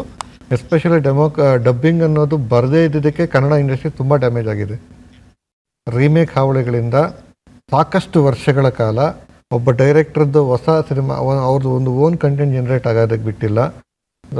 ಒಳ್ಳೆ ಡೈರೆಕ್ಟರ್ ಅನ್ಸ್ಕೊಂಡ್ರು ಅವ್ರು ಒಳ್ಳೆ ಸಿನಿಮಾ ಮಾಡಿದ್ರೆ ಅವ್ರಿಗೆ DVD ಕೊಡ್ತಾಯಿದ್ರು, ಇದನ್ನ ರೀಮೇಕ್ ಮಾಡಿಬಿಡಿ ಅಂತ. ಹೊಸ ಕತೆ ಹುಟ್ಟೋದಕ್ಕೆ ಬಿಡ್ತಾ ಇರಲಿಲ್ಲ. ಇವತ್ತೇನು ಹೊಸ ಕಥೆಗಳು ಹುಡ್ತಾ ಇದೆ, ಇದಕ್ಕೆಲ್ಲನೂ ಡಬ್ಬಿಂಗ್ ಬಂದಿರೋದೇ ಕಾರಣ. ಸೊ ಡಬ್ಬಿಂಗ್ ಬಂದಿದ್ದಕ್ಕೆ ಈ ರೀಮೇಕ್ ಹಾವಳಿ ಅನ್ನೋದು ತಪ್ಪು. ಆದರೆ ನಾನು ಡಬ್ಬಿಂಗ್ ಅಂದರೆ ಅದರ ಡಬ್ಬಿಂಗ್ನ ವಿರೋಧ ಮಾಡಲ್ಲ. ಡಬ್ಬಿಂಗ್ ಬರಲಿ ಅಂತ ಹೋರಾಟ ಮಾಡಿದಂಥ ಇದರಲ್ಲಿ ನಾನು ಮುಖ್ಯವಾಗಿಯೇ ಪಾಲ್ಗೊಂಡಿದ್ದೆ. ಬಟ್ ನನಗೆ ಡಬ್ಬಿಂಗ್ ಅನ್ನೋದು ಯಾವತ್ತೂ ಪರ್ಸ್ನಲಿ ನನಗೆ ಅದು ಕನೆಕ್ಟ್ ಆಗಲ್ಲ. ಯಾಕಂತಂದ್ರೆ ಆ ವಾಯ್ಸ್, ಒರಿಜಿನಲ್ ವಾಯ್ಸ್, ಎಸ್ಪೆಷಲಿ ನಾನು ಸಿನಿಮಾದಲ್ಲೇ ಡಬ್ಬಿಂಗ್ನ ಅವಾಯ್ಡ್ ಮಾಡ್ತೀನಿ. ಅಂದರೆ ಸಿನಿಮಾನ ಲೈವ್ ಸೌಂಡಲ್ಲೇ ಶೂಟ್ ಮಾಡೋದು. ಅಷ್ಟರ ಮಟ್ಟಿಗೆ ನನಗೆ ಒಂದು ಒರಿಜಿನಲ್ ವಾಯ್ಸ್ ಅನ್ನೋದು ಅಷ್ಟು ಆಪ್ತವಾಗಿರುತ್ತೆ. ಬಟ್ ಕನ್ನಡ ಚಿತ್ರರಂಗಕ್ಕೆ ಒಂದು ಹೆಲ್ಪ್ ಆಗಿರೋದಂದ್ರೆ ರೀಮೇಕ್ ಅವಳಿ ತಪ್ಪು, ಹೊಸ ಕಥೆನ ಒಂದು ತಕ್ಕ ಮಟ್ಟಿಗೆ ಕೇಳೋವಂಥ ಒಂದು ಪರಿಪಾಠ ಬೆಳೆದಿದೆ. ಸೊ ಅಷ್ಟರ ಮಟ್ಟಿಗೆ ಇದು ಹೆಲ್ಪ್ ಆಗಿದೆ. ಅದು ಬಿಟ್ಟರೆ ಡ್ಯಾಮೇಜ್ಗಳು ತುಂಬ ಆಗಿದೆ.